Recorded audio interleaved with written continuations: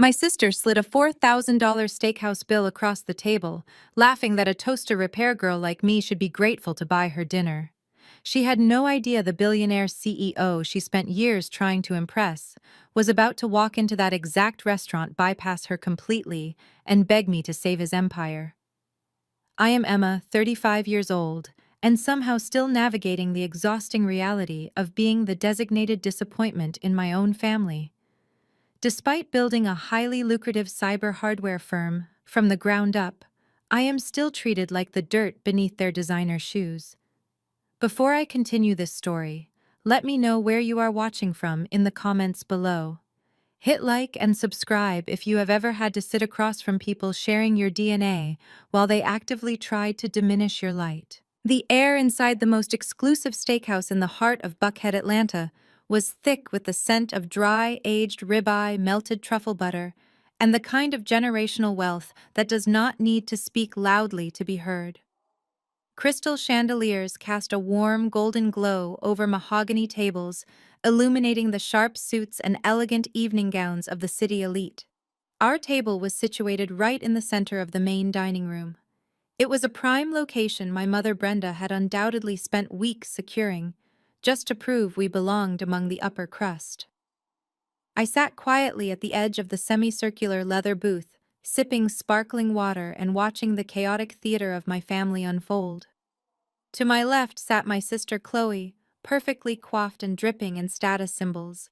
At 32, Chloe was a vice president at a massive tech investment conglomerate, and she made sure every person within a 5-mile radius knew it. Next to her was her husband, Julian, a white hedge fund manager who carried his privilege like a loaded weapon. He loved to leverage his old money connections to make me feel small, often dropping names of Ivy League alumni or exclusive country clubs he knew I had no interest in joining. The plates had barely been cleared from our decadent 5-course meal when the waiter approached, stepping softly on the plush carpet. He placed the heavy leather-bound checkbook in the center of the table with a polite nod. Before anyone else could reach for it, Chloe snatched the black leather folder. She flipped it open, her manicured acrylic nails tapping against the gold-embossed paper inside. A cruel, familiar smirk spread across her face.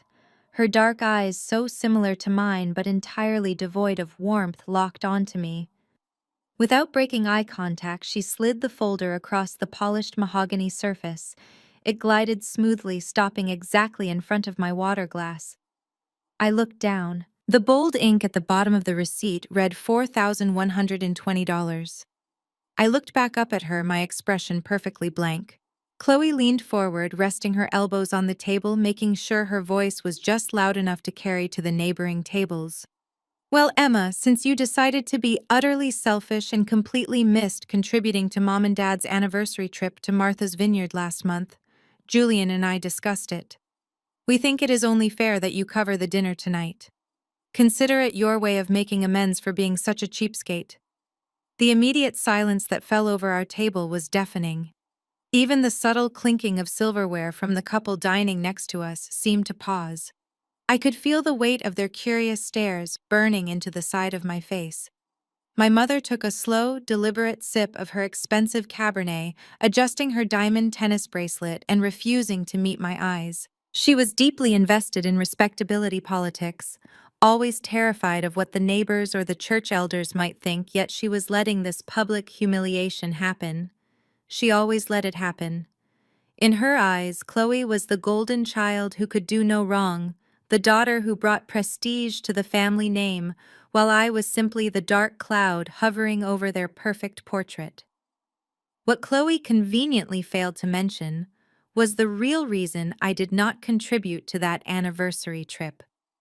Just the year before, I had fully funded a 2-week family vacation to Hawaii, paying for first-class flights and luxury villas out of my own pocket. When we returned, my mother stood up in front of our entire church congregation and publicly thanked Julian for his overwhelming generosity, completely erasing my existence and my financial contribution. I had made a silent vow that day to never let them use my bank account to fund their delusions of grandeur again. A younger, more fragile version of myself might have crumbled under the weight of this public attack. I might have felt the familiar sting of tears pricking the corners of my eyes, or stammered out an excuse or frantically checked my bank account balance with trembling fingers. I might have allowed their cruelty to dictate my worth, but I was no longer that frightened girl seeking validation from people committed to misunderstanding me. I was 35 years old, a self-made woman who commanded boardrooms and salvaged corrupted data systems for Fortune 500 companies. I knew exactly who I was and what I possessed. I simply picked up my glass of water, taking a calm, measured sip. I let the silence stretch, watching Chloe's smirk falter just a fraction of an inch as she waited for my reaction. I was completely used to this routine. It was their favorite game, cornering me in public places where they assumed my desire to be respectable would force me to quietly absorb their abuse. I looked at the extravagant bill, then looked back at my sister, feeling absolutely nothing but a deep, profound pity for her insecurity. Next to Chloe, Julian let out a low, mocking chuckle. He leaned back in the plush leather booth, swirling the amber liquid in his rocks glass, preparing to deliver the punchline he thought would finally break my composure and put me in my place. Julian took a slow, deliberate sip of his scotch, letting the heavy crystal glass clink softly before he spoke. His voice dripped with the kind of smug satisfaction that only comes from a lifetime of never being told no. Come on, Chloe, do not overwhelm her. Emma fixes toasters and cracked iPhone screens for a living. You cannot expect a kiosk worker to drop $4,000 on a Tuesday. Julian leaned closer to the table, fixing his pale eyes on me with a mocking grin. Tell me, Emma, do you guys take payment plans at the mall, or is it strictly cash only for screen replacements? Julian knew exactly what he was doing. He knew perfectly well that I did not work in a mall kiosk. But to a man born into hedge fund money, a man who built his wealth moving invisible numbers around on screens, any labor that involved building physical systems from the ground up was entirely beneath him. I founded Apex Data Solutions when I was 26.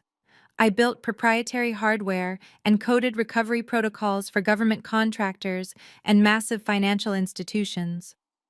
But because my hands occasionally touched circuit boards, my family deliberately reduced my entire existence to a running joke about appliance repair. It was their favorite coping mechanism. Diminishing my massive success was the only way they could keep Chloe perched on the precarious pedestal they had built for her. Before I could even formulate a response to his manufactured ignorance, my mother sighed heavily. It was that dramatic, long-suffering sigh she reserved exclusively for my presence.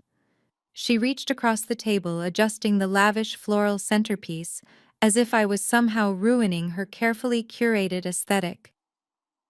Julian is exactly right, Chloe, she murmured, shaking her head in profound disappointment. We really should not have expected her to step up tonight. If Emma had just listened to us 10 years ago and surrendered that college fund for your Wharton tuition, she would not be struggling in the service industry today. But you know your sister, always insisting on doing things the hard way, always so incredibly selfish with her little savings accounts. The absolute audacity of her statement hung in the air, thick and suffocating over the smell of roasted garlic and red wine. The college fund my mother so casually mentioned was not money my parents had saved for me. It was money I had earned working double shifts at a diner throughout high school, combined with an academic scholarship I fought tooth and nail to secure. When Chloe decided she wanted to go to an Ivy League business school to secure her status, my parents sat me down in our living room and demanded I sign over my entire bank account to cover her out-of-state tuition.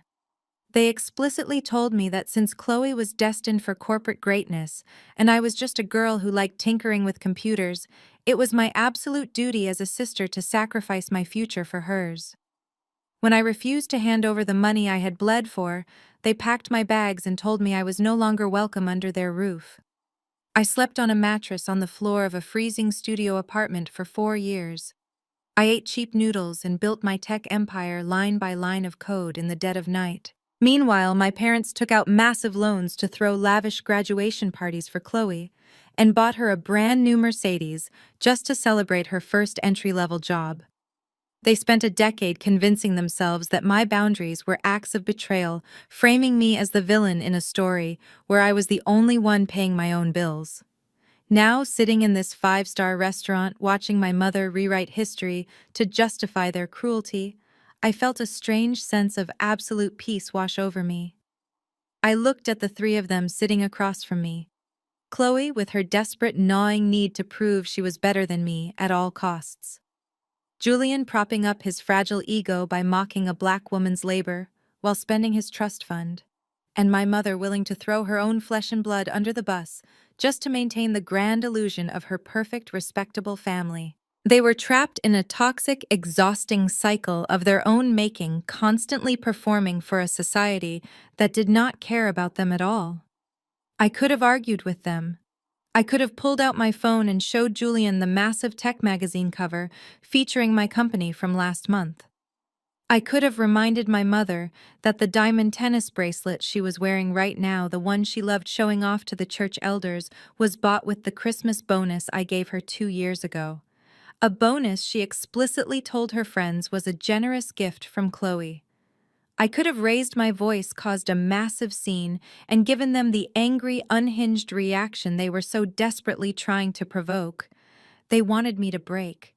They wanted to see me sweat, to apologize, to beg for their approval just one more time. They wanted the satisfaction of watching the scapegoat internalize their shame. Instead, I leaned back against the plush leather booth. I offered my family a polite, completely detached smile. It was the exact kind of smile you give a stranger who accidentally bumps into you on the sidewalk. Without uttering a single word of protest, I slowly unclasped the heavy gold hardware of my handbag and reached quietly into my purse. My fingers bypassed my standard leather wallet and found exactly what I was looking for. I did not pull out a standard debit card or a basic travel rewards credit card. Instead, I retrieved a solid, heavy piece of anodized titanium. It was the Obsidian Reserve card. In the exclusive world of high finance, it was a ghost. It was an invitation-only tier reserved strictly for ultra-high net worth individuals who pushed tens of millions of dollars through their private accounts annually. The card possessed no numbers on the front, no flashy bank logos, just a sleek, matte black finish with my name beautifully laser-etched in silver lettering across the center. I pulled my hand from my purse and placed the heavy metal card perfectly dead center on top of the $4,000 receipt. The titanium clinked against the polished mahogany table, making a distinctly solid, weighted sound that immediately caught Julian's attention. Because Julian was a hedge fund manager, his entire existence revolved around identifying wealth-spotting hierarchy and knowing exactly who held the most power in any given room. I watched his pale eyes dart from my face down to the card and then back up to my face again. The mocking, superior grin he had been wearing completely evaporated. His jaw actually went slack for a fraction of a second. He blinked rapidly, his brain clearly struggling to compute the impossible data sitting right in front of him. Then his fragile ego kicked in frantically, building a bridge of denial over his cognitive dissonance. "Is that a joke?" Emma Julian scoffed, though his voice notably lacked its previous booming confidence. He leaned over, pointing a stiff finger at the card without actually daring to touch it. "You bought a prop card off the internet. What is that, a custom metal skin you pasted over a prepaid debit card to look impressive at restaurants? You cannot possibly expect them to run that piece of metal." I did not even bother dignifying his desperate rationalization with a response. I kept my posture relaxed and my expression entirely unbothered. At that exact moment, our waiter reappeared to collect the checkbook. As the young man reached for the leather folder, his eyes fell on the matte black titanium sitting on top of the bill. His professional demeanor instantly shifted from polite service to absolute undeniable reverence. People who worked in high-end luxury hospitality knew exactly what that specific card meant, and they knew the immense wealth required just to hold it. Right away, Ms. Wilson, the waiter, said, his voice dropping to a hushed, deeply respectful tone. He did not ask for my ID. He did not question the card. He scooped the titanium up, as if he were handling a delicate historical artifact, and hurried away toward the point of sale terminal, moving with a sudden urgency he had not displayed all evening. Julian swallowed hard, his Adam's apple bobbing nervously against his expensive silk tie. He looked over at Chloe, silently waiting for his wife to restore the natural order of things and put me back in my place. Chloe was staring at the empty space on the table where the bill had just been, her meticulously contoured face pulled tight with poorly concealed irritation. She was furiously calculating how a woman she perceived as a lowly appliance repair worker could confidently hand over a prop card without breaking a sweat, or worse, how I could possibly have access to a real one. My mother broke the tense silence, letting out a sharp, disapproving sound from the back of her throat. "Well," Brenda muttered, smoothing her linen napkin over her lap with aggressive, jerky movements, "I suppose if you insist on living completely beyond your means just to make a petty point, we will not stop you. But do not come crying to us when your electricity gets shut off next week. Financial illiteracy is exactly why you have never amounted to anything substantial, Emma. It is embarrassing that you feel the need to show off like this." The waiter returned less than 60 seconds later. He did not hand the receipt book back to Chloe. He walked directly to my side of the booth, bypassing Julian entirely, and presented the silver tray to me with a slight deferential bow. "Your card, Ms. Wilson. The transaction is approved. Thank you so much for your incredible generosity this evening." I had added a $2,000 tip to the bill. I calmly picked up the sleek metal card, slipping it back into my purse, and signed the merchant copy with a steady hand. The machine had not rejected it. There was no embarrassing decline, no manager called over to discreetly handle a fraud alert. The payment had cleared instantly, finalizing a transaction that cost more than what my family believed I made in 2 entire months. The dynamic at the table had fundamentally shifted, and Chloe could feel the ground crumbling beneath her expensive designer heels. She absolutely despised losing control. Her posture went completely rigid, and her dark eyes narrowed into resentful, angry slits. She could not accept the reality that I had just casually absorbed a massive financial blow without begging for mercy. She needed to reframe the narrative immediately, to drag me back down into the dirt so she could resume standing on top of me. She took a deep, sharp breath, her chest puffing up beneath her tailored silk blouse. I could practically read the toxic script forming in her mind. She was preparing to launch into a vicious, loud tirade. She was ready to publicly accuse me of spending my rent money, draining my meager savings, or maxing out high-interest credit cards just to desperately show off in front of her successful husband. She opened her mouth, her lips parting to deliver a devastating insult designed to shatter my confidence and restore her status as the golden child.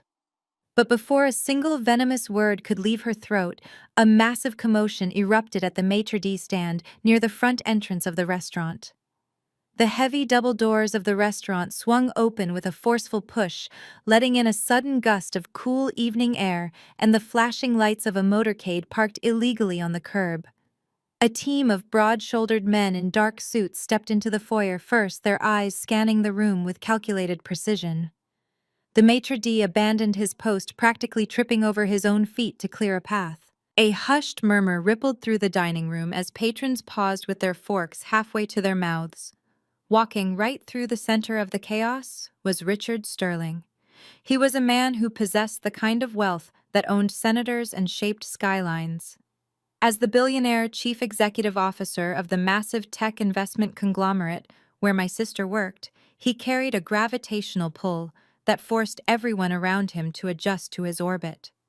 He looked exactly like the corporate titan he was dressed in, a bespoke midnight blue suit, his silver hair perfectly styled, his jaw set in an expression of singular focus.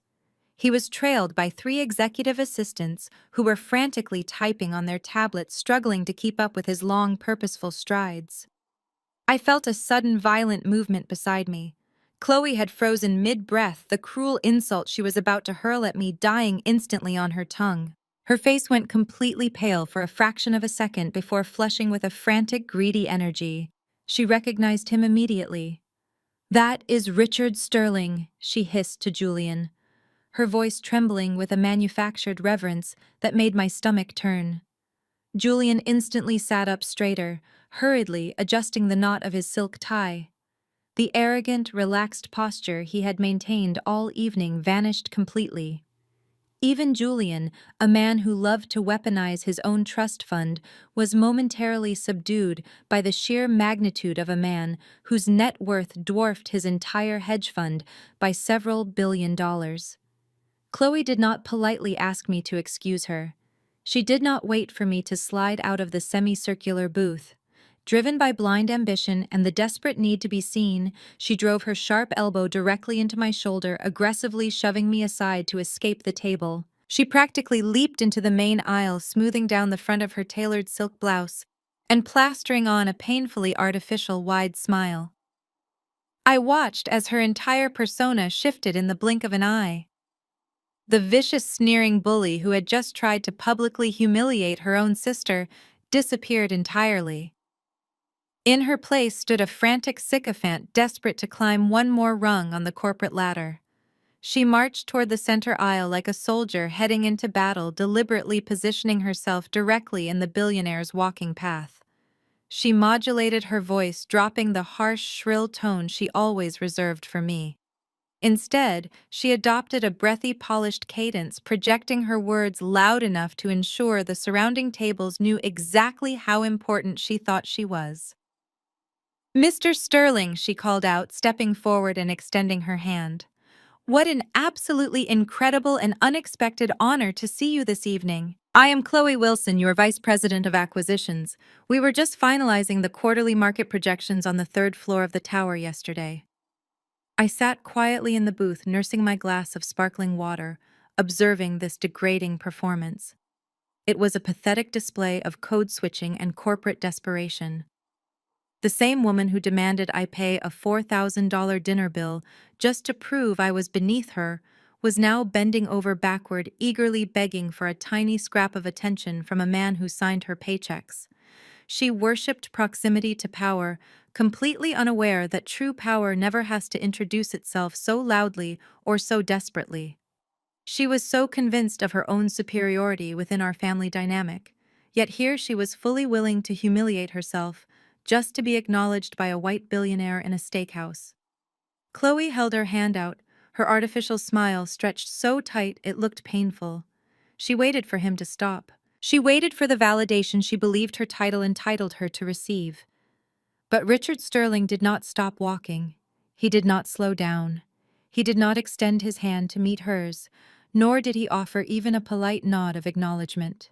He brushed past her outstretched arm, as if she were nothing more than an invisible obstacle in the aisle. He was actively looking for someone. His sharp blue eyes sweeping over the crowded dining room, dismissing tables of wealthy patrons one by one. His gaze moved past the politicians in the corner, past the local celebrities by the bar, and past my sister standing awkwardly in the middle of the floor, with her hand hanging in the empty air. His eyes scanned the room with a frantic intensity until they finally locked directly onto mine.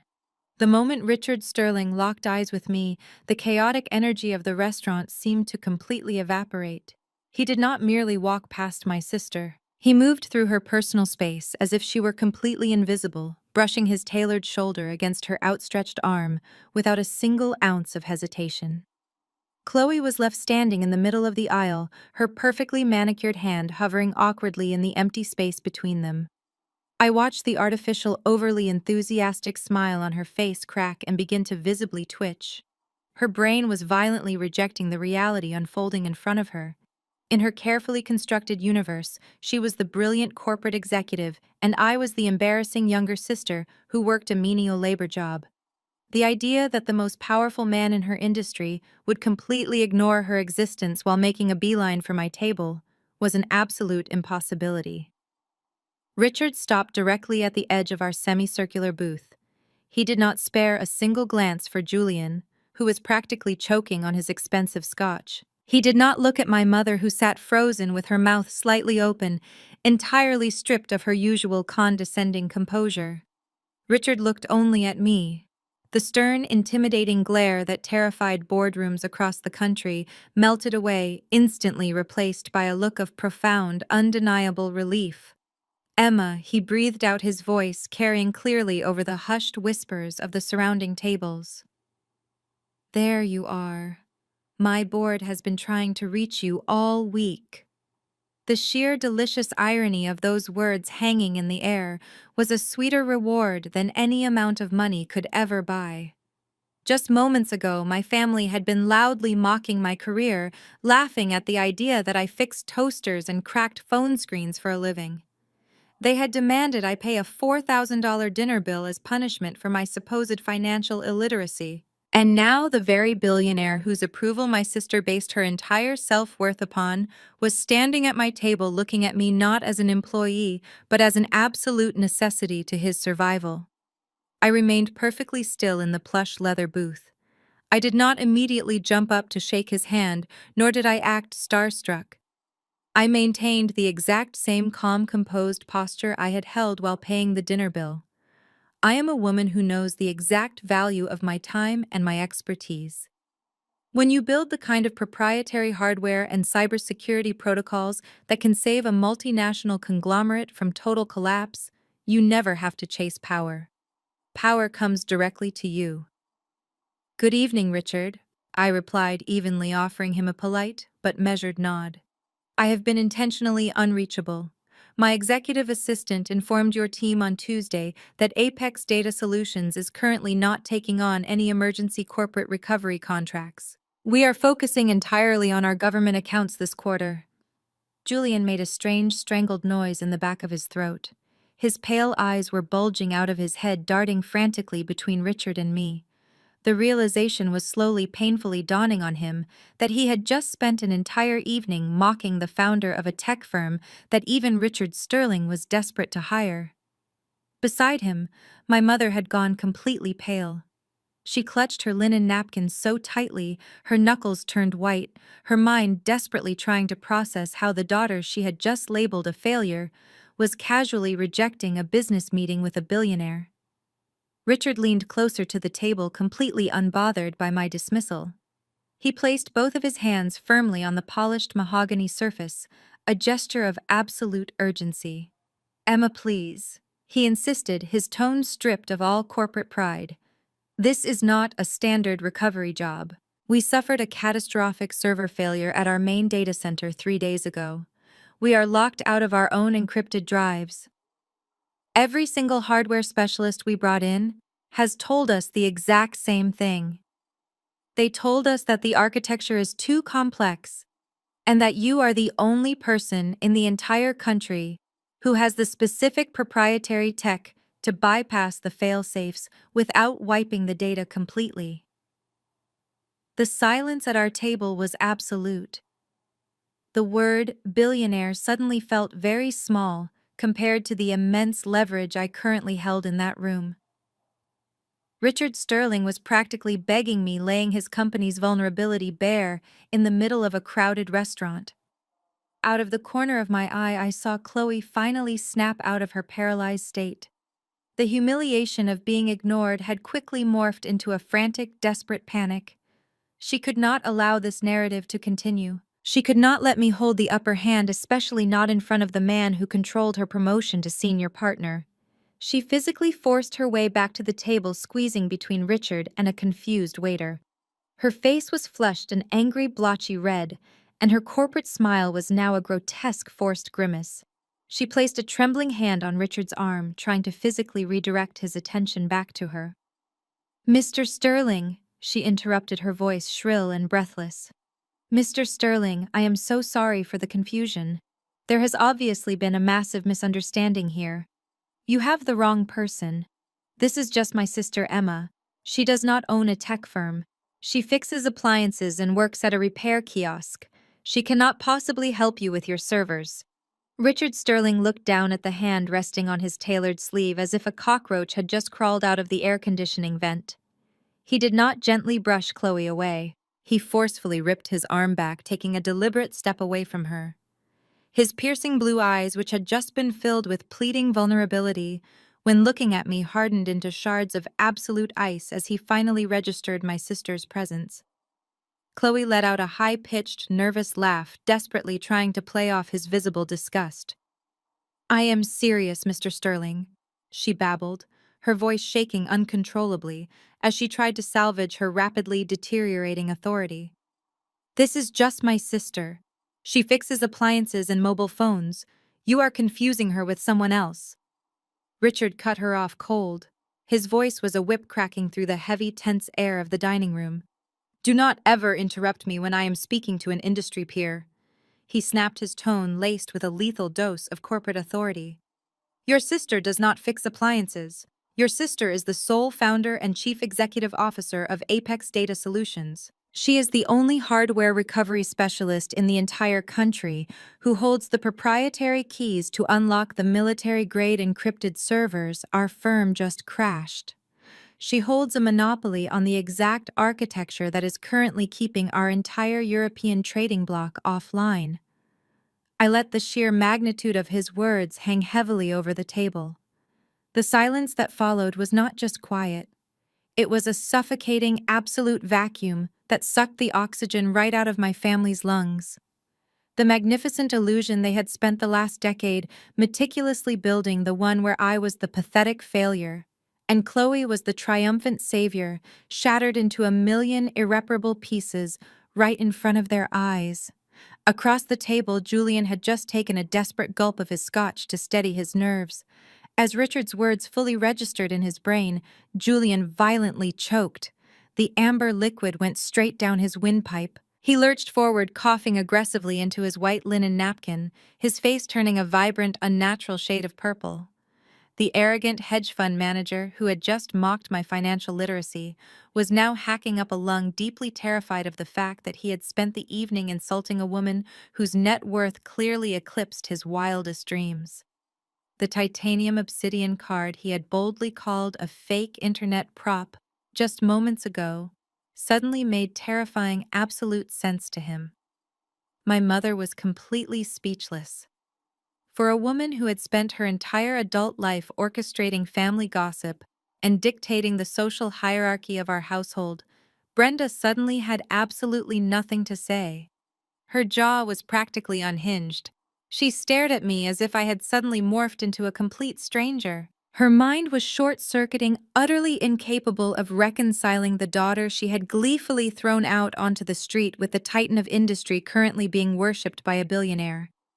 She looked from me to Richard, and then to Chloe, waiting for anyone to tell her this was an elaborate practical joke. But Chloe could not save her. Chloe looked physically ill. The blood had entirely drained from her perfectly contoured face, leaving her looking hollow and terrified. The horrific realization was sinking in that her entire career, her coveted promotion to senior partner, and her standing within Sterling Corporation now rested entirely in the hands of the sister she had just commanded to pay for her dinner. Her mouth opened and closed repeatedly, but no sound came out. She had been thoroughly, publicly stripped of her power, standing frozen in the middle of the restaurant aisle while the surrounding tables watched her spectacular downfall. I did not lift a single finger to save any of them from their profound embarrassment. I simply sat there in the plush leather booth, radiating a calm, untouchable peace, quietly observing the absolute wreckage of their arrogance. It was a masterclass in divine timing. I could have spent years trying to convince them of my success, showing them corporate bank statements or massive magazine features, and they would have still found a toxic way to minimize it. But hearing it directly from the mouth of the incredibly powerful man they worshipped was an undeniable, inescapable truth they were forced to swallow whole. Their delusions could no longer protect them from my reality. Richard Sterling completely ignored the sputtering mess of my brother-in-law and the horrified paralysis of my mother and sister. He dismissed their existence entirely, turning his broad back on Chloe as if she were nothing more than an unpleasant draft of air. He leaned back in toward our table, placing his palms flat on the mahogany surface, once again his entire focus returning exclusively to me. He took a deep, heavy breath, dropping the hostile executive persona he had just used to obliterate my sister, and adopted the tone of a man facing total corporate ruin, ready to make a desperate plea for his company's survival. I looked at Richard Sterling, observing the deep tension lines around his eyes and the rigid set of his shoulders. Here was a man who commanded tens of thousands of employees and dictated global market trends, reduced to laying his vulnerabilities bare in the middle of a steakhouse. I did not gloat. I did not revel in his desperation the way my sister would have. I simply met his gaze with the calm, measured authority of an equal. "I understand the severity of a compromised European trading bloc, Richard," I said, keeping my voice perfectly level. "My schedule is incredibly tight this quarter, and taking on an emergency recovery of this magnitude will require pulling my top engineers off existing government contracts. However, I am willing to have my lead architect review your diagnostic reports." Richard let out a heavy breath, his shoulders dropping a fraction of an inch as the immediate threat of corporate annihilation slightly receded. "Thank you, Emma. I cannot overstate how crucial this is. I will have my technical directors forward the encrypted logs immediately. Have your executive team send the files to my office by 8 o'clock tomorrow morning," I instructed, slowly sliding out of the plush leather booth. "If my team determines that your server architecture is actually salvageable without corrupting the core data, we will discuss drafting a contract. But be prepared, Richard. Emergency hardware recovery at this scale, especially when bypassing military-grade failsafes, comes with an unprecedented premium." "Money is absolutely not an issue," Richard replied, instantly extending his hand. He did not offer me the condescending, dismissive handshake he gave his subordinates. He offered a firm, deeply respectful grip, acknowledging me as a peer who held the keys to his kingdom. "Whatever your firm needs, we will authorize it." I gave him a single professional nod. "I will expect the files in the morning. Enjoy the rest of your evening." I picked up my designer handbag and smoothed the front of my dress. I did not look back at Chloe, who was still standing in the aisle, practically hyperventilating as she watched her boss treat me like royalty.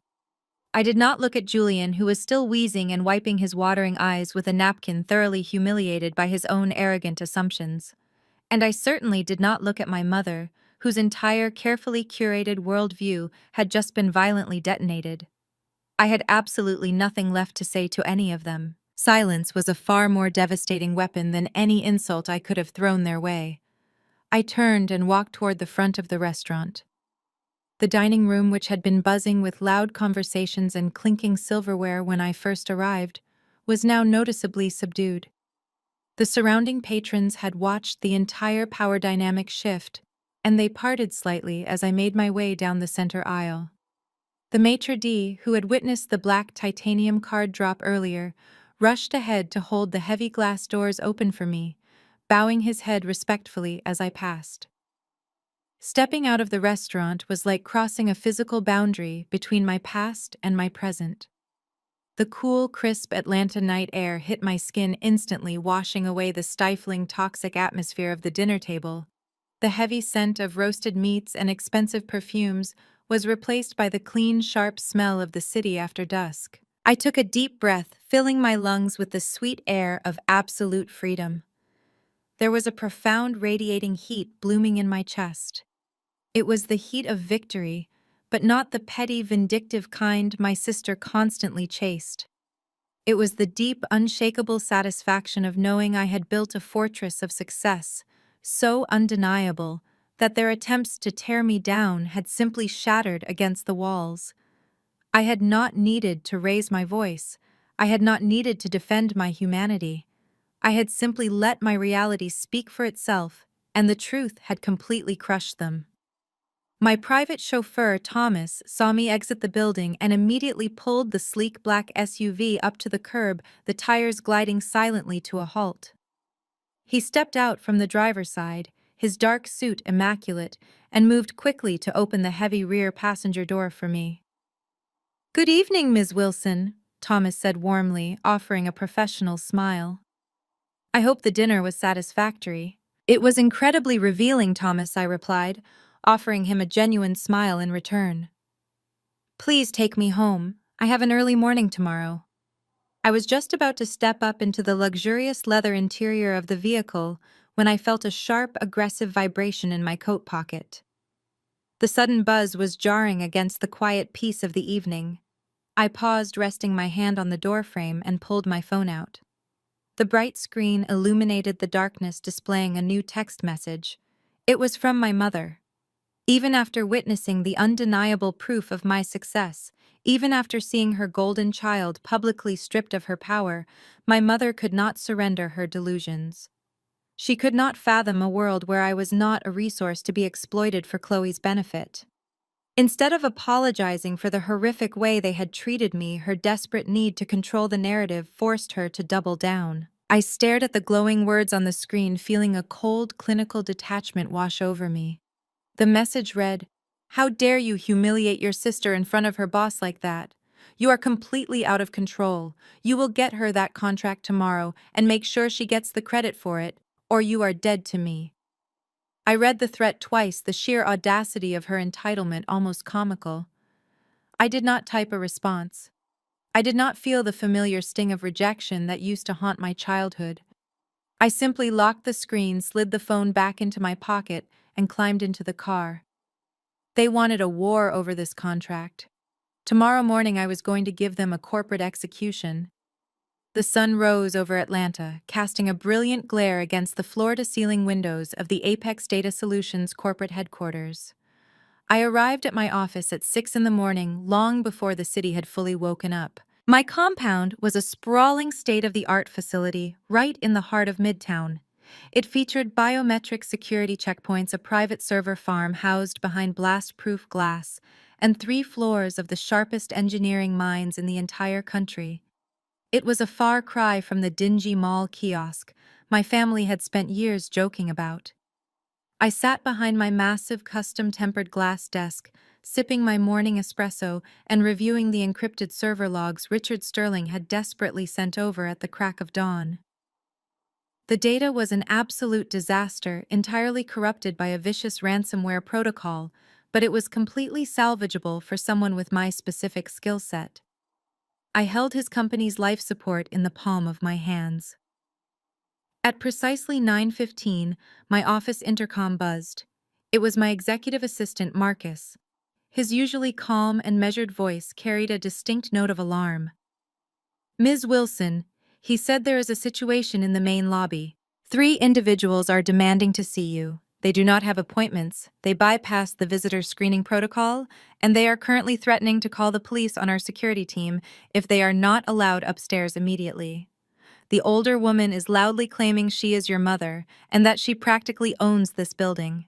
I did not panic. I did not feel the old familiar anxiety that usually accompanied my family's chaotic outbursts. I simply smiled, staring at the flashing code on my monitors. "Send them up, Marcus," I replied smoothly, "and have security escort them directly to my executive suite." 2 minutes later, the heavy frosted glass doors to my office slid open. In walked Chloe, Julian, and my mother. The aggressive, righteous fury they had undoubtedly planned to unleash during their elevator ride completely evaporated the second they stepped into my workspace.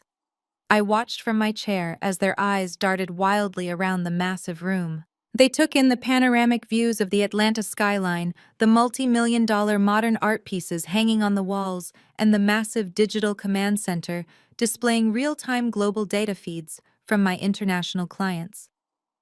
As they were escorted through the main engineering bay, just moments prior, they had been forced to walk past dozens of brilliant developers and security experts, all working under my roof and on my payroll. The sheer scale of my wealth and corporate power hit them like a physical blow. Julian looked physically ill. The arrogant hedge fund manager, who prided himself on recognizing valuable assets, realized he was standing in a room worth more than his entire professional portfolio. He stared at the sleek minimalist architecture, his pale face draining of what little color it had left. He nervously adjusted his expensive silk tie, his usual swagger completely replaced by the frantic energy of a man who suddenly realized he was the poorest and least influential person in the room. My mother Brenda was gripping her designer handbag so tightly, her knuckles were stark white. She looked at the imported Italian leather visitor sofas and the flawless marble floors, her mind clearly short-circuiting. She had spent a lifetime treating me like a peasant, actively suppressing my potential just to keep her favorite daughter comfortable. I could literally see the wheels turning in her head. I could see the exact moment she stopped viewing me as a massive disappointment and immediately started viewing me as an untapped, limitless bank account. A normal family, upon realizing they had spent a decade violently underestimating their own flesh and blood, might have felt profound shame. They might have offered a sincere apology for the horrific way they had treated me at the steakhouse just 12 hours prior. They might have acknowledged my hard work, my brilliance, or simply the undeniable reality of my success. But my family did not operate on logic, love, or basic human decency. Their fragile egos could not process shame, so they immediately converted their deep embarrassment into pure, weaponized entitlement. They convinced themselves that because we shared the same last name, my empire somehow belonged to them. Chloe was vibrating with a toxic mixture of intense jealousy and sheer unadulterated panic.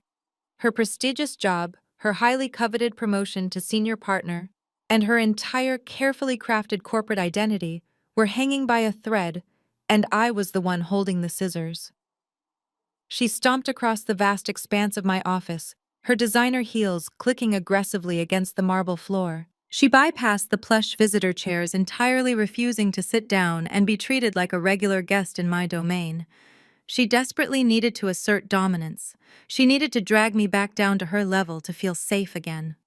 She marched directly up to my desk, her face twisted into an ugly, demanding scowl. She did not say good morning. She did not ask how I was doing. She leaned forward, placed both of her hands flat on the pristine surface of my glass desk, and slammed them down with a loud, aggressive crack. The sharp sound echoed through the cavernous space of my executive suite, but I did not even blink. I simply took another slow sip of my espresso, my eyes tracing the invisible smudge her sweaty palms had just left on my pristine glass desktop. "You are going to give me that contract," Chloe demanded, her voice vibrating with a frantic, desperate pitch. She leaned closer, her perfect posture crumbling into an aggressive hunch. "I spoke to Richard's technical directors this morning. They said you quoted them an initial base rate of $10 million for the emergency recovery. You are going to draft the paperwork and funnel that entire contract directly through my acquisitions department by noon today." I raised an eyebrow, letting the sheer absurdity of her command wash over me. She was not asking for a favor. She was issuing a directive, fully expecting me to hand over a massive corporate deal just so she could attach her name to my labor. "And why exactly would I do that, Chloe?" I asked, keeping my tone perfectly conversational, as if we were discussing the weather rather than a multi-million-dollar corporate ransom. "Because if I bring in the Apex contract, Richard will immediately fast-track my promotion to senior partner." Chloe snapped, as if this explanation somehow justified her absolute delusion. "My division is down this quarter. Julian's hedge fund took a massive hit, and we need this promotion to finalize the mortgage on our new estate in Buckhead. You owe me this, Emma. You have more than enough money here. It is time you finally contribute something meaningful to this family." The audacity was so profound it was almost breathtaking. I looked past her and locked eyes with Julian. He had the nerve to nod in agreement, attempting to summon a shred of his usual Wall Street arrogance to back up his wife. "It is just standard business synergy," Emma. Julian chimed in, stepping up beside Chloe and desperately trying to sound like the smartest man in the room. "You get the financial payout, Chloe gets the corporate credit, and everyone wins. It keeps the wealth and the power within the family. It is exactly how the elite operate. You should be thanking us for guiding you through high-level corporate structuring."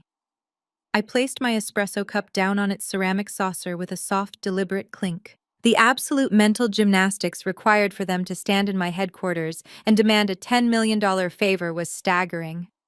I leaned back in my ergonomic leather chair, interlacing my fingers and resting them on my lap. "Let me make sure I am fully understanding this elite business synergy," I said, my voice dripping with surgical precision. Less than 12 hours ago, the three of you sat in a public restaurant and loudly mocked my entire existence. You called me a toaster repair girl. You joked about me working at a mall kiosk.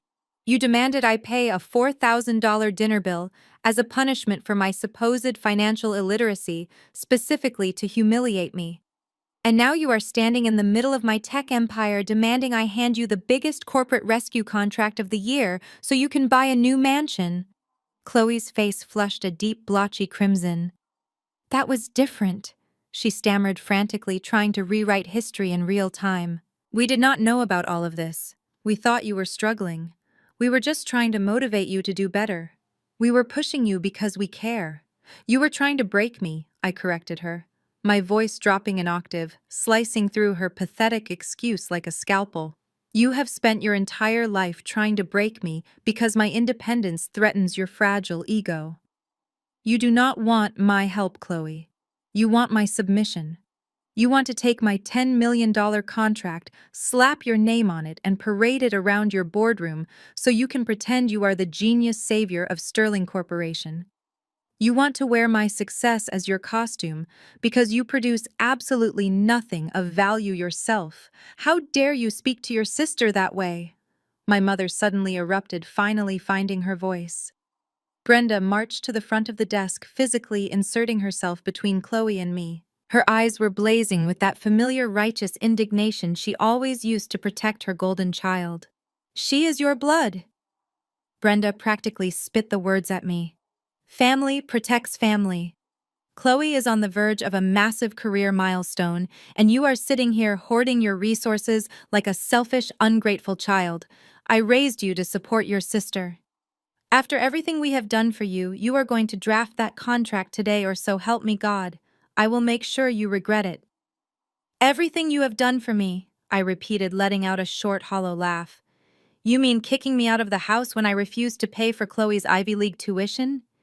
You mean ignoring my business for a decade? You mean letting your son-in-law humiliate me in public while you drank your expensive wine? That is a very interesting definition of family protection, Mother. But let me be absolutely clear. The answer is no. Apex Data Solutions will sign directly with Richard Sterling. Chloe will not receive a single drop of credit for my architecture. Her name will not be anywhere near my paperwork. Chloe let out a strangled gasp, stepping back as if I had physically struck her. She looked at our mother, her eyes wide with a frantic, pleading panic. She knew that without this contract, her career at Sterling Corporation was effectively over. Richard would never forgive her for humiliating the one person who could save his servers. Brenda saw the sheer terror in her favorite daughter's eyes, and something dark and vicious settled over her features. The mask of the respectable church-going matriarch completely melted away, leaving only the cold, calculating manipulator beneath. She squared her shoulders, staring down at me with a look of absolute disgust. She was ready to play the ultimate trump card, the one weapon she believed gave her absolute power over my life. Fine, Brenda hissed, her voice dropping to a lethal, venomous whisper. If you want to play hardball. Emma, we will play hardball. You either sign that contract over to Chloe's department right now, or I am calling my lawyers the second I leave this building. I will cut you out of the family trust entirely. You will not see a single penny of your father's estate, the summer house, or the investment portfolios. I will leave you with absolutely nothing. For a brief second, after my mother delivered her ultimate threat, the room was completely silent. She stood there with her chin held high, her chest puffed out with the absolute certainty that she had just backed me into an inescapable corner. She truly believed that the promise of generational wealth was the leash she could use to drag me back into submission. I looked at her, then looked at the two people cowering slightly behind her, and I could not help myself. I started to laugh. It was not a bitter, defensive laugh. It was a genuine, echoing laugh that bubbled up from the very bottom of my chest. It filled the expansive executive suite, bouncing off the glass walls and the pristine marble floors. My mother's triumphant expression immediately faltered, replaced by a look of deep, uncomfortable confusion. She had expected tears. She had expected me to beg for forgiveness and frantically draft the contract for my sister just to stay in her good graces. My laughter was completely off her script. "Are you losing your mind?" Brenda demanded, her voice wavering slightly as her confidence began to crack. "I am talking about millions of dollars, Emma. I am talking about your entire future. This is not a joke." "Oh, Mother," I replied, wiping a small tear of genuine amusement from the corner of my eye. "It is the biggest joke of the century. The only problem is that you are the only person in this room who does not know the punchline yet." I turned my attention away from her and reached for my wireless keyboard. My fingers flew across the keys, bypassing 2 layers of biometric security to access my encrypted personal server. As the chief executive officer of a data recovery firm, information was my primary currency. I made it my absolute business to know everything about the people who tried to destroy me. I opened a highly classified financial dossier I had compiled months ago, maximizing the document on my massive curved display. With a smooth, deliberate motion, I grabbed the edge of the monitor and spun it completely around so the bright screen faced my family. "Take a very close look at that screen, Mother," I instructed, leaning back in my chair and crossing my arms. "Because that is the family trust you are currently threatening me with."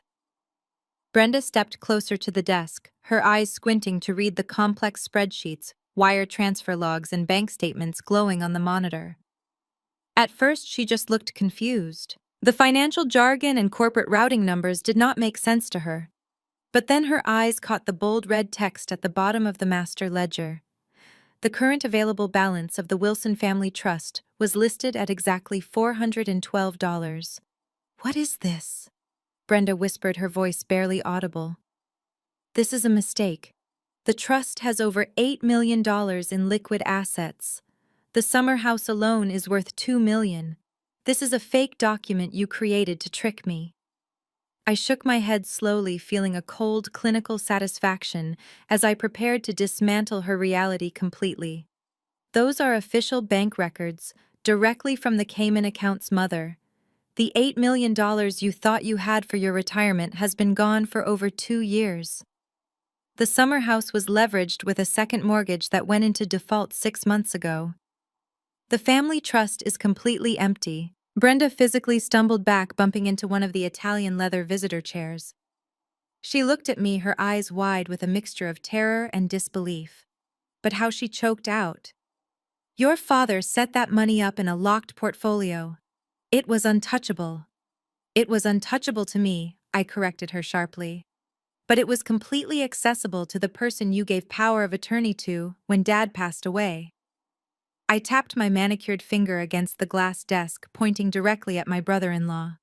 "You gave the keys to the castle to the brilliant Wall Street hedge fund manager because you were so obsessed with having a wealthy, respectable white son-in-law." All 3 of them froze. Chloe let out a small, pathetic whimper, her hands flying up to cover her mouth. Julian looked as if he had just been struck by a physical blow. The arrogant smirk he had worn since the restaurant was entirely gone, replaced by the sheer, unadulterated panic of a cornered animal. I slowly walked them through the paper trail displayed on the screen, detailing every single illicit transaction with merciless precision. 2 years ago, Julian took a massive risk on a highly volatile cryptocurrency venture. When the market crashed, his hedge fund was completely exposed.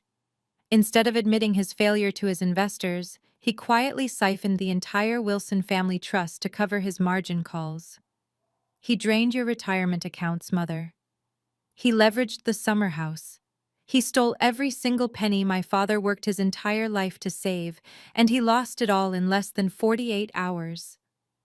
Brenda turned her head slowly, looking at Julian as if she were seeing a monster wearing human skin. Julian held his hands up defensively, stepping away from her.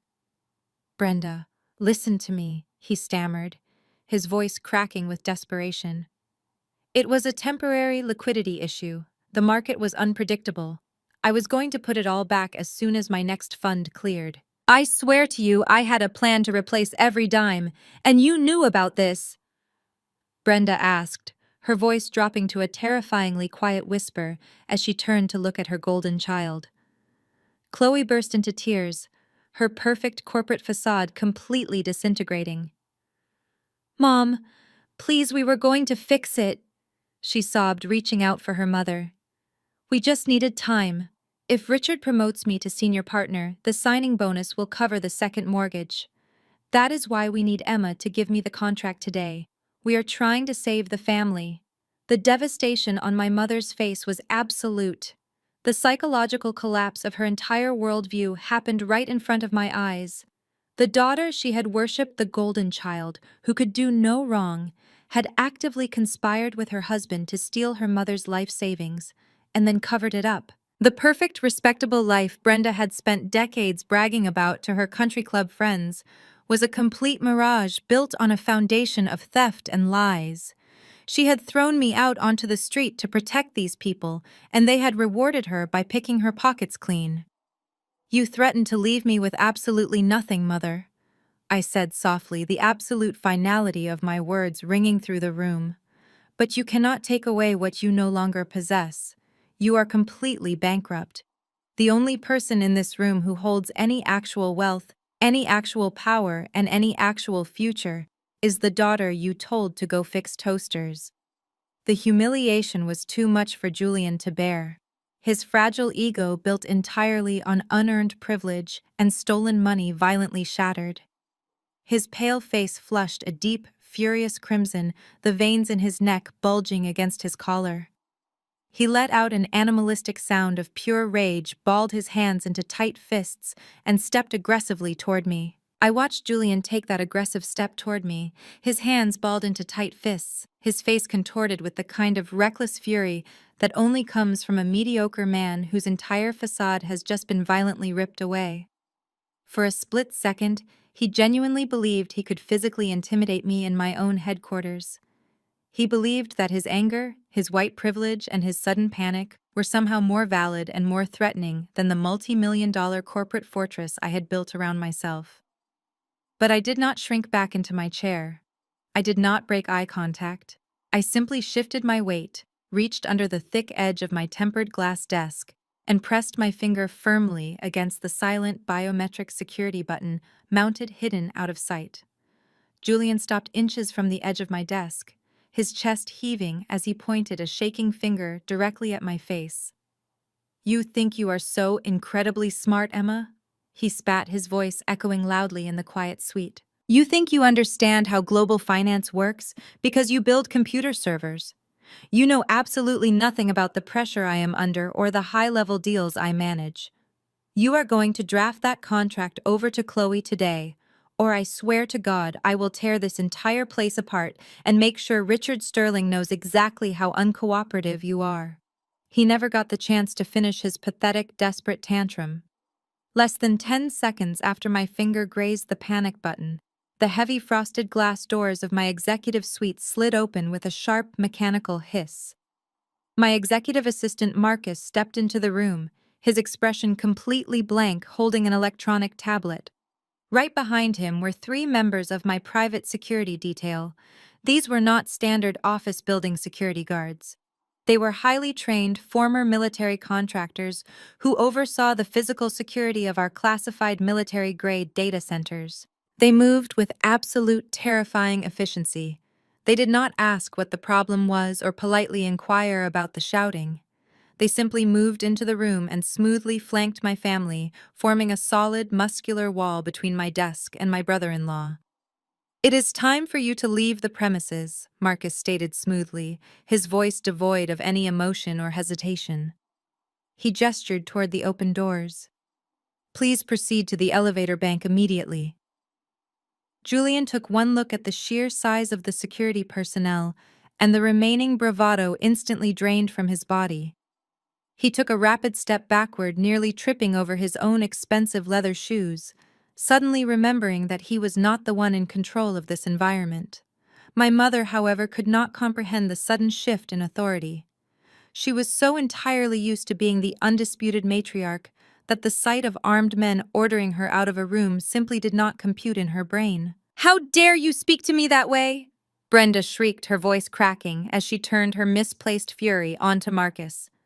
"Do you have any idea who I am? I am her mother. I practically own this building. Tell these hired thugs to back off right now, Emma. Tell them to leave us alone.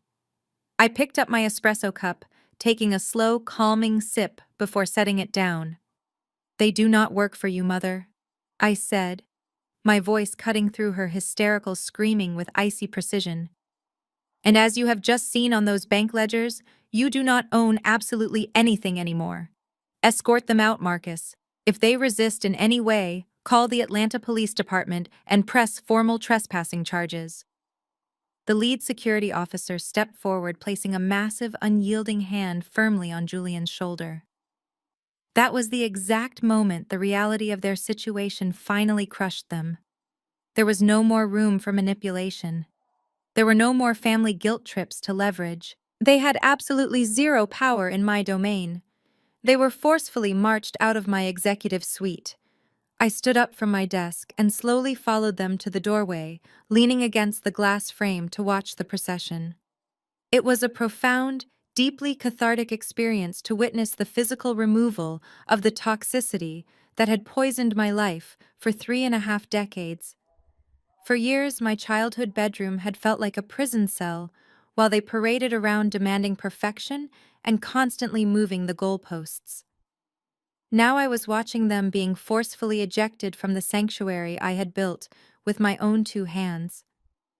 My security detail guided them through the main engineering bay. The dozens of brilliant developers, software architects, and data analysts who worked for me had paused their typing. They watched in absolute stunned silence as Chloe, the woman who worshipped corporate status more than her own soul, was paraded through a real corporate headquarters like a common criminal. Her face was buried in her hands, her shoulders shaking violently as she sobbed, completely humiliated in front of my elite staff. Brenda stumbled along beside her, her perfectly styled hair, now slightly disheveled looking, entirely lost in a world she could no longer manipulate or control with her biting words. They finally reached the private executive elevator bank at the end of the long corridor.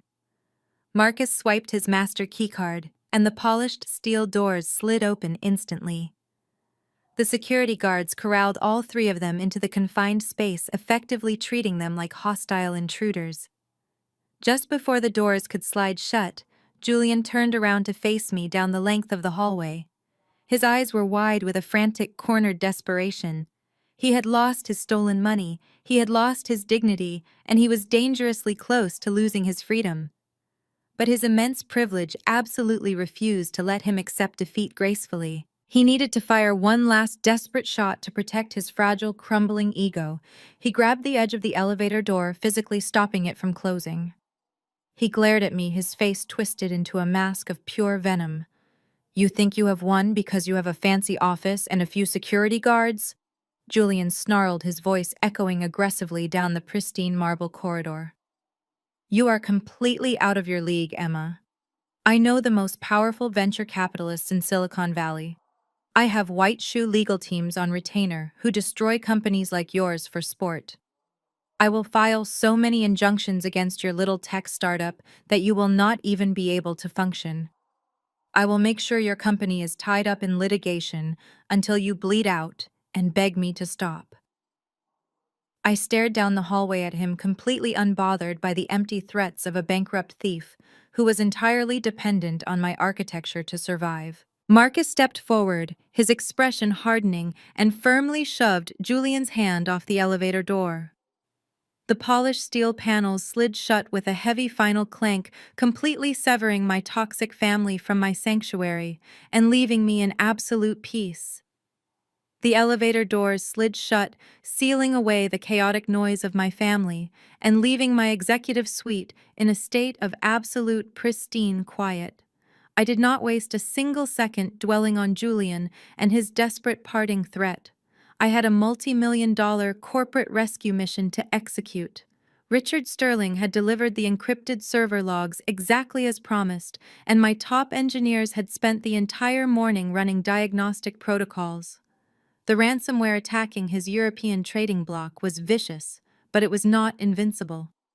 By 11:30, My team had confirmed that our proprietary hardware architecture could successfully bypass the military-grade fail-safes without corrupting the core financial data. I held the survival of Sterling Corporation entirely in my hands, but Julian was a man whose fragile ego had just been publicly shattered, and mediocre men with deep pockets are dangerously predictable. He made good on his threat faster than I had anticipated. At exactly 12:15, my executive assistant Marcus walked into my office carrying a massive stack of legal documents bound in heavy cardstock. A process server had just dropped them off at the front security desk. I took the thick manila folder, feeling the physical weight of Julian's retaliation. The cover page bore the letterhead of one of the most ruthless, expensive white shoe law firms in downtown Atlanta. They were notorious for representing hedge funds and corporate conglomerates, a firm that charged $1,000 an hour, specifically to bury smaller businesses in endless, suffocating paperwork. I scanned the emergency filing. Julian had leveraged his high-powered legal connections to fast-track a frivolous injunction against Apex Data Solutions. The lawsuit claimed that my proprietary hardware architecture, the exact same technology Richard Sterling was begging me to use, infringed on a broad, vaguely worded patent held by an obscure shell company registered in Delaware. A shell company that Julian just so happened to control as the managing director. It was a calculated precision strike designed to immediately freeze my contract negotiations with Sterling Corporation. Julian did not actually believe he could win a patent infringement case in federal court. He knew perfectly well that I had developed my technology from the ground up and held airtight intellectual property rights. But winning was never his objective. He only needed to create enough legal liability, bureaucratic delay, and public doubt to make Richard Sterling walk away. Billionaires do not sign massive recovery contracts with tech firms entangled in active intellectual property disputes. Julian was weaponizing the American legal system as a blunt instrument to starve me out fully, intending to drag my company into a brutal years-long war of attrition. I sat back in my ergonomic leather chair, staring at the towering stack of legal threats on my desk. I felt a profound, bone-deep exhaustion wash over me. It was not fear, and it was not panic. It was the specific heavy exhaustion known only to Black women who have spent their entire lives building empires from scratch, only to be constantly attacked by men who inherited their power. Julian had never written a single line of code in his life. He had never built a server network, negotiated a legitimate vendor contract, or created a single product of actual value to society. His entire existence was predicated on moving invisible money around and using his systemic privilege to bully people into submission. He assumed that because he had access to old money and prestigious lawyers, he automatically held the upper hand. He expected me to react the way his previous victims had reacted. He wanted me to panic, to cry, and to feel the crushing weight of his unearned authority. He expected me to immediately dial my corporate legal counsel, burning through hundreds of thousands of dollars in retainer fees, just to defend my own life's work. He wanted me to beg him to drop the injunction, to offer him a massive financial settlement, or better yet, to surrender the Sterling contract entirely to my sister, just to make the legal nightmare disappear. He thought he could use his systemic privilege to force my compliance, confident that his financial endurance would eventually outlast my resolve. But Julian fundamentally misunderstood the landscape of the battlefield he had just stepped onto. He thought we were playing a traditional game of corporate intimidation, relying on paper threats, court dates, and expensive lawyers and tailored suits. He forgot that we were fighting in the digital realm, a world that I had personally designed, built, and mastered. I was the architect of the very systems his entire industry relied upon to function. I did not feel a single ounce of fear. I did not reach for my desk phone to call my lead attorney. I did not draft a frantic email to my board of directors, and I certainly did not entertain the idea of surrendering my contract. I simply pushed the thick stack of expensive legal documents to the far edge of my glass desk, letting them sit there like a pile of useless trash. I turned my attention away from his paper threats and focused entirely on my massive curved monitor. I cracked my knuckles, taking a slow, deep breath of the cool, climate-controlled air circulating through my executive suite. I bypassed my standard desktop interface, entered my highest-level encrypted credentials, and opened my master terminal network. The master terminal network illuminated my face with a cool blue glow as lines of encrypted code began to cascade down the massive curved display. Julian lived in a world of country clubs, expensive steak dinners, and paper lawsuits. He fundamentally believed that power was something you inherited, something you wielded loudly through aggressive lawyers and frivolous court filings. But I lived in the architecture of the modern world. I understood that true power was completely silent. It was the invisible digital infrastructure that governed every single financial transaction on the planet. Julian was trying to evict me from a house that I had personally designed, built, and locked. I started by running a trace on the obscure Delaware shell company he had listed in the injunction. On paper, it was a ghost entity shielded by layers of corporate anonymity and high-priced legal rhetoric designed to stall any traditional investigation. But digital footprints always exist if you know exactly where to look. I bypassed the public registry and tapped directly into the financial routing protocols. It took me less than 4 minutes to track the IP addresses associated with the shell company's recent patent filings. The digital trail led directly back to the primary server farm of Julian's hedge fund, right here in Atlanta. I leaned forward, my fingers moving across the keyboard with a rhythmic practice speed. Now that I was inside the outer layer of his corporate network, I decided to take a very close look at the technology stack his hedge fund was currently operating on. High-frequency trading firms like his relied entirely on automated quantitative algorithms. They needed zero-latency data transfers to execute millions of micro-trades per second. To do that safely, they required military-grade cybersecurity to prevent their proprietary trading models from being intercepted by rival firms. I pulled up the security protocols his IT department had installed across his entire global network. A slow, deeply satisfied smile spread across my face. Julian's massive, intimidating hedge fund was completely secured by the Apex Sentinel protocol. It was a proprietary enterprise architecture that I had personally coded from scratch 5 years ago. I licensed it out through a network of third-party corporate vendors, which meant Julian's chief technology officer had purchased it entirely off the shelf because it was widely recognized as the best security protocol in the world. Julian had absolutely no idea that the woman he so desperately loved to mock as a toaster repair girl was the sole architect of the very walls protecting his entire financial empire.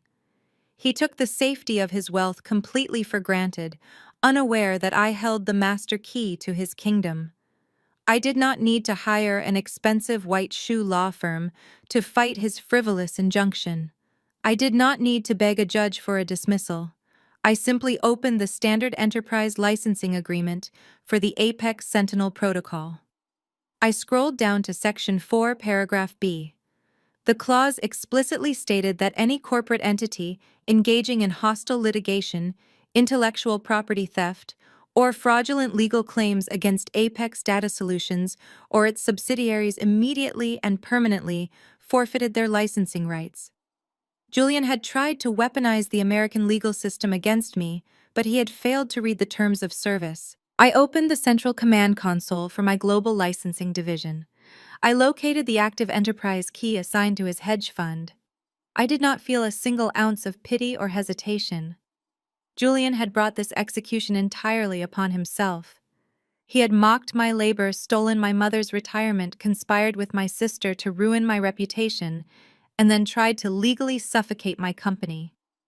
It was time for him to understand exactly what happens when you disrespect the architect of your reality. I typed the command sequence to initiate a total license revocation. A small confirmation window popped up on my screen, asking if I was absolutely certain I wanted to terminate the connection. I stared at the prompt for a brief second, feeling the immense quiet power of the digital realm. With a single decisive strike of the Enter key, I executed the command. The devastation was instantaneous and completely silent. I watched the live data stream as the encrypted tunnels protecting Julian's high-frequency trading algorithms instantly collapsed. The Apex Sentinel protocol evaporated from his servers like smoke. Without that critical security architecture in place, his automated trading systems performed exactly as they were programmed to do in the event of a catastrophic security breach. They executed an immediate emergency freeze to prevent data leaks. In a fraction of a second, his entire global operation went completely dark. Millions of dollars in active leveraging trades were suddenly suspended in digital purgatory. The algorithms that generated his massive wealth were violently halted mid-execution. The market was currently experiencing a massive midday swing, and Julian's fund was now entirely blind, unable to buy, sell, or even monitor their incredibly exposed positions. He was hemorrhaging money by the second, and there was absolutely nothing his expensive lawyers or his country club connections could do to stop it. He had tried to bury me in paperwork, so I had effectively turned his entire company off. The absolute silence of my executive suite was suddenly broken by a sharp, aggressive vibration. My cell phone danced across the surface of my glass desk. I did not rush to pick it up. I let it ring, watching the screen illuminate with an incoming call. The caller ID displayed Julian's private cell phone number. I slowly reached out and picked up the device, swiping the screen to accept the call. I brought the phone to my ear but did not say a single word. Through the speaker, I could hear a symphony of absolute chaos. Sirens were blaring in the background of his trading floor. People were screaming in a state of sheer panic. Emma Julian shrieked, his voice cracking with a terrifying, breathless hysteria. "Emma, what did you just do? My entire network is completely down. We are dropping millions. We are completely exposed. Emma, you have to turn it back on right now." "I will drop the injunction. I will drop everything. Please, you are destroying me." I listened to his desperate, hyperventilating pleas for exactly 3 seconds. I absorbed the sweet sound of his unearned arrogance shattering into a million irreparable pieces. Then, without uttering a single syllable in response, I pressed the red button and hung up the phone. I set the phone down on my glass desk and took a deep breath. The silence in my office was profound and deeply satisfying. I had just dismantled Julian's entire financial empire with a single keystroke. His frivolous lawsuit was nothing more than a paper shield against a digital execution. But as satisfying as it was to hear him beg, I knew my family dynamic far too well to believe the war was truly over. Julian had failed completely. That meant the immense suffocating pressure of Richard Sterling's impending deadline now rested entirely on Chloe's shoulders. By 5 o'clock that evening, the corporate rumor mill was already spinning out of control. My industry contacts informed me that Richard was furious and growing increasingly impatient. He had given Chloe a strict ultimatum. She had to deliver the recovered data by tomorrow morning, or she could pack up her desk and consider her career at Sterling Corporation permanently terminated. Chloe's entire identity was wrapped up in her prestigious title as Vice President of Acquisitions. Her self-worth, her marriage to a now bankrupt hedge fund manager, and her status as our mother's flawless golden child all depended on a paycheck that was about to disappear. She had no leverage left. She had no money to buy me out, and no legal threats to force my hand. When a narcissist is pushed into a corner and stripped of their power, they do not surrender gracefully. They cross lines they previously thought were unimaginable. This was the exact moment my sister transitioned from engaging in petty corporate warfare to committing literal felony espionage. I knew exactly how she planned to do it. During their ambush in my executive suite that morning, when Chloe had violently slammed her hands down on my glass desk, she had knocked over a stack of visitor files. In the ensuing chaos of being physically escorted out by my security team, her desperate, grasping hands had managed to swipe a temporary access badge left behind by an independent contractor. It was a lower-level keycard, but it possessed just enough clearance to get through the external lobby doors and into the secondary server bays. She thought she had pulled off a brilliant and stealthy act of thievery. She did not realize that every single badge in my building was tracked by a centralized biometric grid, and I had been fully aware of the missing card the second she stepped onto the elevator. The shift into sheer criminality happened shortly after midnight.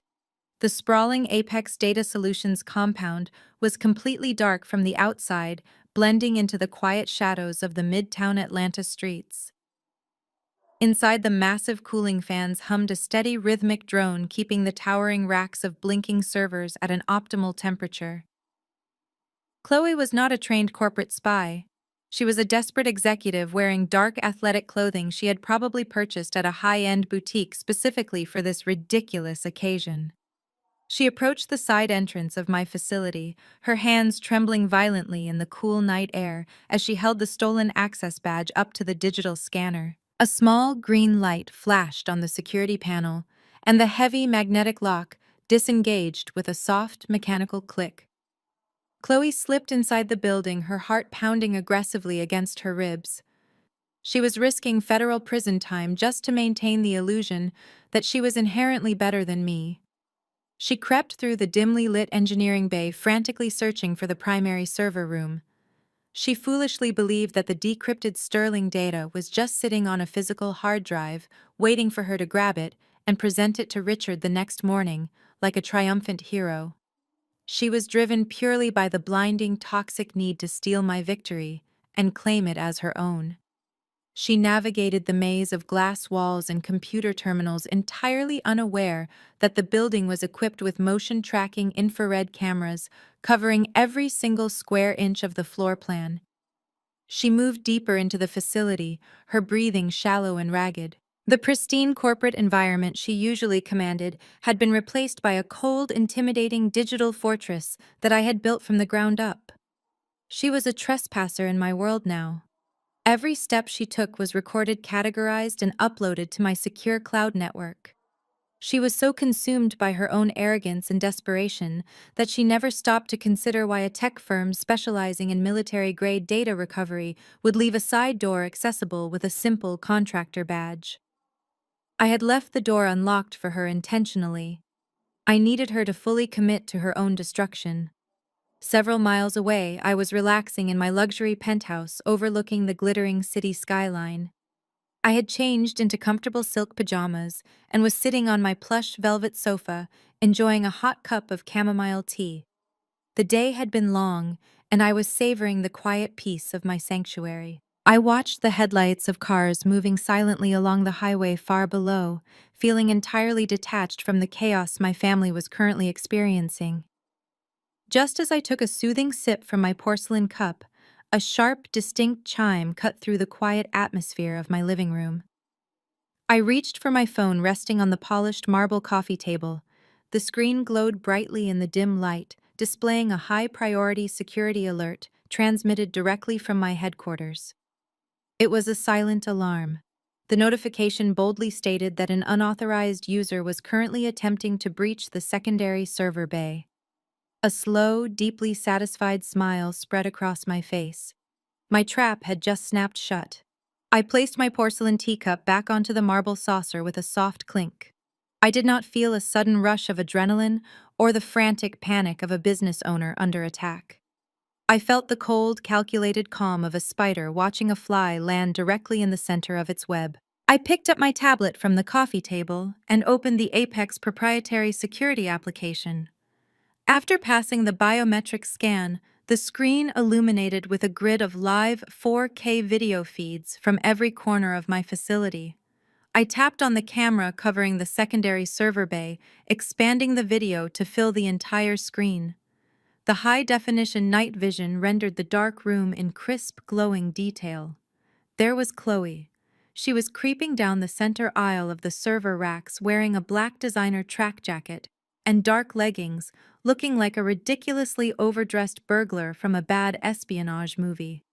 Her head darted back and forth, her eyes wide with paranoid terror. She was completely out of her element, surrounded by blinking server lights and the low hum of industrial cooling fans. My first instinct, the one most corporate executives would follow, would be to immediately dial 911. I could have dispatched the Atlanta Police Department to my building in under 3 minutes. I could have had my sister dragged out of my facility in handcuffs, crying and screaming in the back of a squad car for felony breaking and entering. It would have been entirely justified. But I knew my family dynamic far too well to settle for such a simple, quiet victory. If I had her arrested in the middle of the night, my mother would spend the rest of her life spinning a narrative of victimhood. Brenda would tell our entire extended family and her church congregation that I had maliciously trapped my sister. She would claim Chloe had simply forgotten her keys, or that I had invited her over just to set her up. They would hire expensive defense attorneys using whatever credit Julian had left, and they would paint me as the jealous, vindictive younger sister who wanted to ruin the golden child. I could not allow them to control the story anymore. To permanently destroy the delusions of a narcissist, you cannot defeat them in the shadows. You have to let them take the center stage. You have to give them enough rope to build their own gallows, and then you have to let them pull the lever themselves in front of an audience they desperately respect. I watched the screen intently as Chloe approached the main engineering console. I had anticipated her desperation the moment she snatched that access badge from my desk earlier that morning. I knew she would come looking for a physical drive to steal, entirely ignorant of the fact that enterprise data of this magnitude is never stored on a single removable device. But Chloe was a corporate suit, not a hardware engineer. She saw the world exactly how she wanted to see it. Sitting perfectly centered on the sleek metal console was a solid-state external hard drive. It was entirely real, but I had deliberately placed it there before I left for the evening.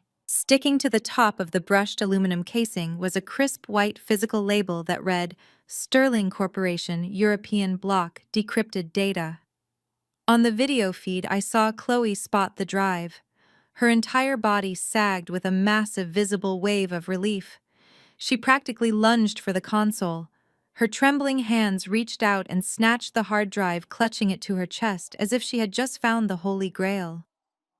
A triumphant, arrogant smile spread across her face, completely erasing the terror from just moments before. In her mind, she had just won. She believed she had successfully outsmarted her lowly sister, saved her lucrative career, and secured her highly coveted promotion to senior partner. She had restored the natural order of the universe where she was the undisputed winner, and I was the absolute loser. She quickly shoved the drive deep into the pocket of her designer jacket, zipped it up securely, and turned around. She hurried back down the center aisle, swiping the stolen contractor badge to exit the server bay, and slipped out the side door of the facility. I switched the camera feed to the exterior street view and watched her jog across the dark pavement to her luxury sedan parked under a broken streetlight. She climbed into the driver's seat, the headlights flashed on, and the vehicle sped off into the Atlanta night. She had the drive, but she had absolutely no idea what was actually on it. It did not contain a single kilobyte of Richard Sterling's decrypted corporate data. It was a digital honeypot, a customized trap I had personally coded and prepared specifically for this exact moment. Chloe thought she was bringing Richard the keys to his salvation, but she was actually carrying a highly volatile digital bomb straight into his boardroom. I closed the security application on my tablet and set the device down. I picked up my teacup and finished the last drops of the warm, soothing chamomile. The absolute silence of my penthouse was beautiful. I had survived a lifetime of their psychological warfare, their cruel jokes, and their relentless manipulation. Tomorrow, the war would finally end, and it would end on my exact terms. I picked up my cell phone and opened my contact list. It was well past midnight, but billionaires facing the total collapse of their global trading blocks do not sleep. I tapped Richard Sterling's direct private number and brought the phone to my ear. The line rang twice before he answered. His voice was thick with exhaustion and stress. "Emma," he said, clearly surprised to hear from me at this hour. "Tell me you have good news. Tell me your team cracked the encryption." I kept my voice perfectly level, projecting absolute confidence into the quiet night.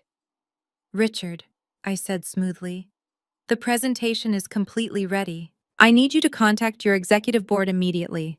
Tell your board of directors to convene in your main conference room tomorrow at exactly 12 noon. I heard him let out a massive sigh of relief on the other end of the line. Thank God, Emma. I will have my assistants notify the board right now.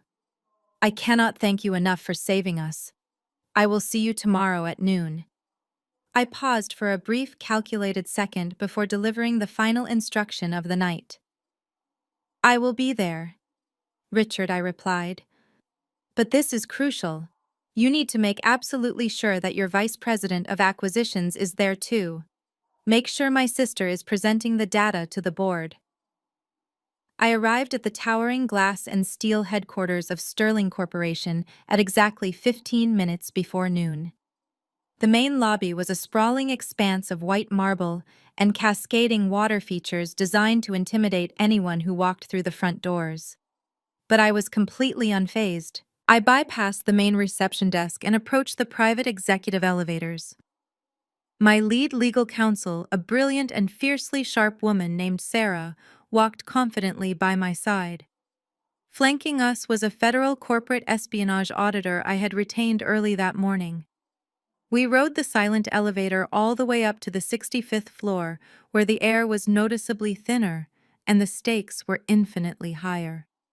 When the elevator doors parted, we stepped into the plushly carpeted anteroom just outside the main executive boardroom. The heavy oak double doors of the conference room were pulled shut, but they featured narrow vertical panels of frosted glass. By standing just to the side of the entrance, I had a perfect unobstructed view of the entire room without being seen. I crossed my arms and settled in to watch the final act of my sister's magnificent delusion unfold. The ultra-modern boardroom was a massive, intimidating space. A long custom mahogany table dominated the center of the room, surrounded by leather executive chairs. The entire back wall was a continuous pane of glass, offering a breathtaking panoramic view of the Atlanta skyline.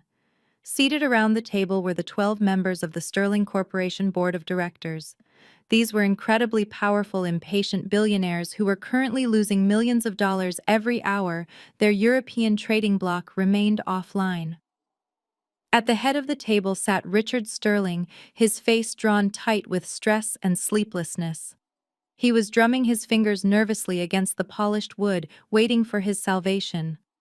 And standing right next to him, basking in the glow of the massive high-definition presentation screens, was my sister Chloe. She had dressed for absolute victory. She wore a tailored crimson power suit that screamed authority and demanded attention. Her hair was styled with meticulous perfection, and she carried herself with a posture so straight and arrogant, she practically looked a foot taller. She was radiating a toxic, blinding confidence. In her mind, the nightmare was over. She was not the desperate thief who had sneaked into my facility in the dead of night. She was the brilliant, aggressive vice president of acquisitions who had just single-handedly saved a multinational conglomerate from total disaster. I shifted my gaze to the back of the room. Sitting in the leather gallery chairs reserved for guests and supporting staff was Julian. He was wearing an impeccably tailored navy blue suit, his legs crossed casually at the knee. He looked incredibly smug, a self-satisfied smirk permanently etched across his pale face. Watching him sit there projecting the illusion of a wealthy Wall Street titan was almost comical. I knew for an absolute fact that his hedge fund was completely dead in the water.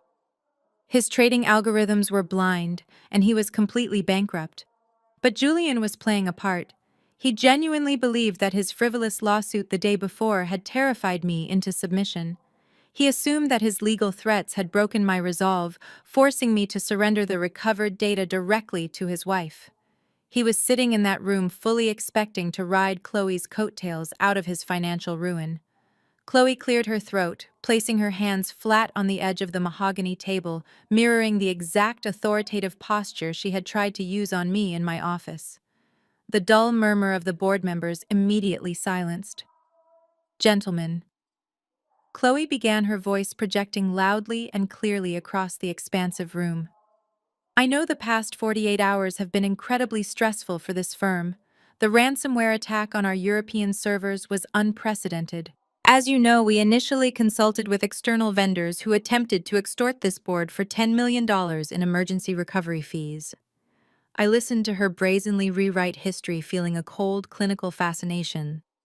She was actively painting me as a predatory villain, attempting to hold the company hostage, all while positioning herself as the loyal corporate soldier. But I am incredibly proud to announce that Sterling Corporation will not be paying that extortion fee. Chloe continued, her voice swelling with manufactured pride. My acquisitions department took the initiative.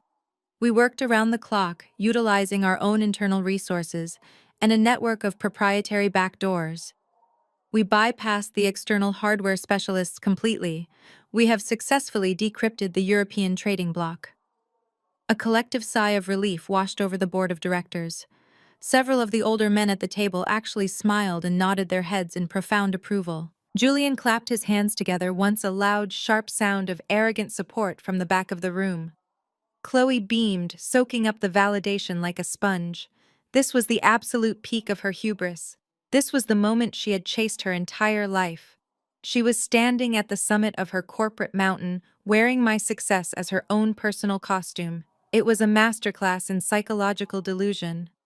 She had spent our entire childhood stealing the credit for my accomplishments. She had taken my science fair projects and put her name on them. She had spent my college savings to buy her Ivy League status. She was so completely accustomed to stealing my labor that she genuinely believed she could steal a military-grade decryption drive walk into a boardroom full of billionaires and simply claim the victory. She felt no guilt. She felt no fear. She was absolutely certain she had beaten me once again. She reached into the pocket of her crimson jacket and pulled out the silver solid-state drive. She held it up high, letting the overhead lights catch the brushed aluminum casing so every single board member could see it. It was the digital honeypot I had left on my console. "We have the entire European bloc right here," Chloe announced, her smile wide and triumphant, ready to be uploaded directly back into the mainframe. Richard Sterling let out a deep, shaking breath, running a hand through his silver hair. He looked at Chloe not with the disgust he had shown her in the steakhouse, but with genuine, profound gratitude. He believed she had miraculously delivered on her promise. "Outstanding work," Chloe Richard said, his voice echoing in the quiet room. "You have absolutely saved this quarter. Please plug the drive into the central console. Let us initiate the data transfer and get our European markets back online right now."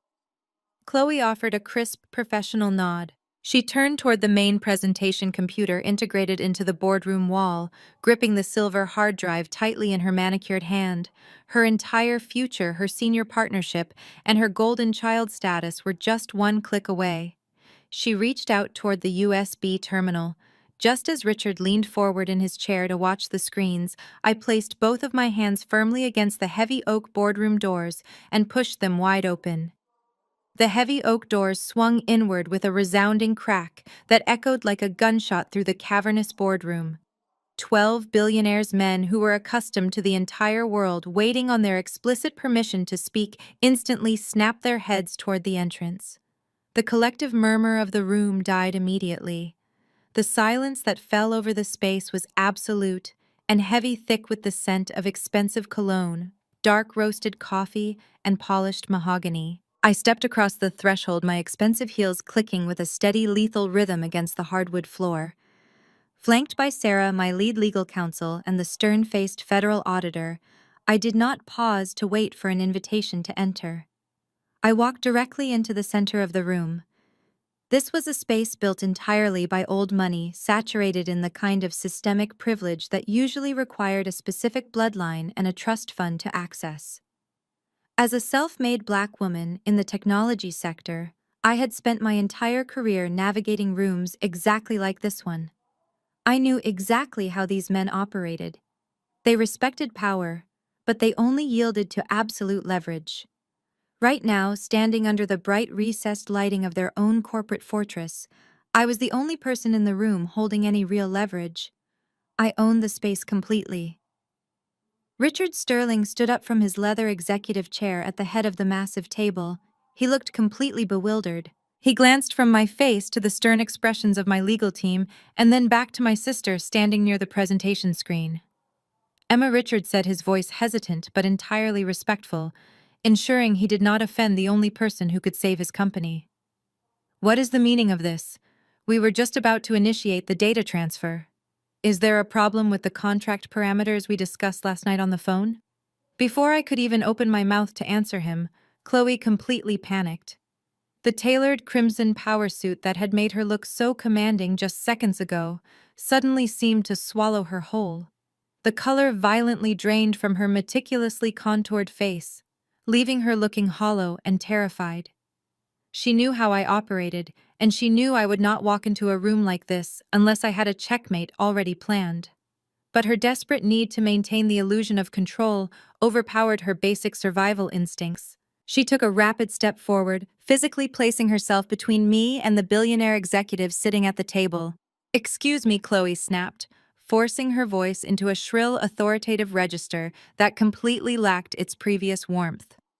"This is a highly classified internal board meeting for Sterling Corporation executives only.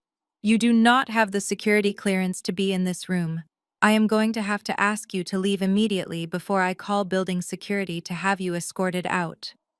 I did not stop walking until I was standing exactly 3 feet away from her. The height difference between us was negligible, but the shift in gravity was monumental.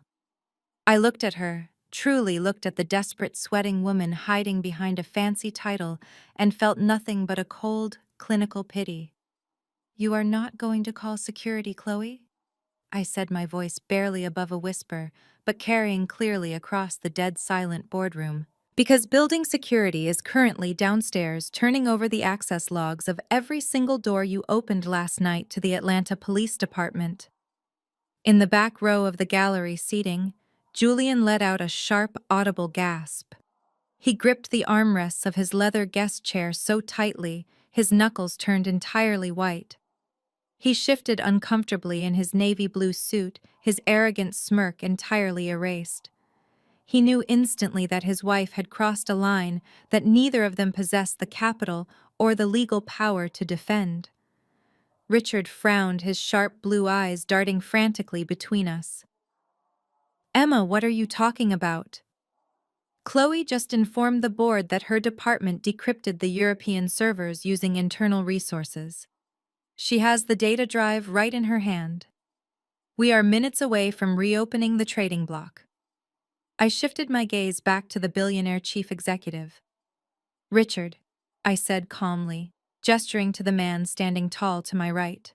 "This is Special Agent Harris, a federal corporate espionage auditor, and this is Sarah Vance, my lead corporate counsel.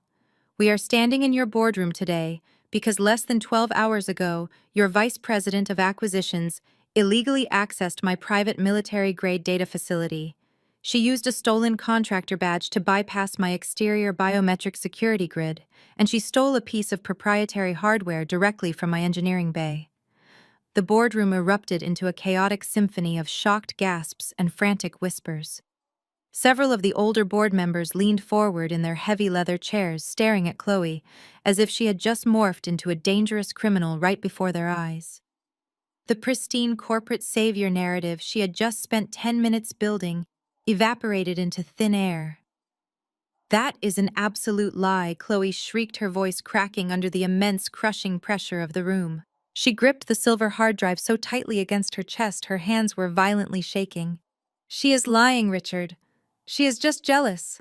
She has been jealous of my career my entire life, and now she is trying to ruin me because I figured out how to bypass her ridiculous extortion fee.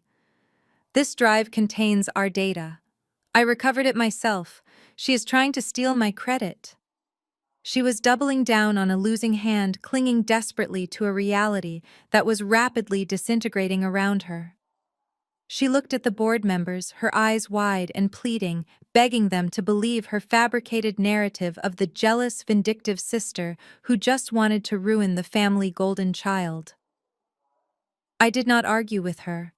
I did not raise my voice to defend my character, nor did I present my security footage to the board. I did not need to. I simply stepped aside, clearing the physical path between Chloe and the main presentation computer integrated into the sleek mahogany wall. I extended my arm, gesturing gracefully toward the USB terminal waiting below the massive screens. "Go ahead, Chloe," I said, my voice ringing with absolute terrifying certainty. "Show the board what you recovered." Chloe stared at me, her chest heaving with ragged, panicked breaths. She looked into my eyes, desperately searching for any sign of hesitation, any subtle indication that I was bluffing to save face. But I offered her absolutely nothing. I stood perfectly still, a calm and impenetrable fortress. In her twisted, arrogant mind, my silence was not a trap. She interpreted it as defeat. She genuinely believed that I was trying to intimidate her into backing down because I had no actual proof of her midnight break-in. A vicious, triumphant sneer curled her lips.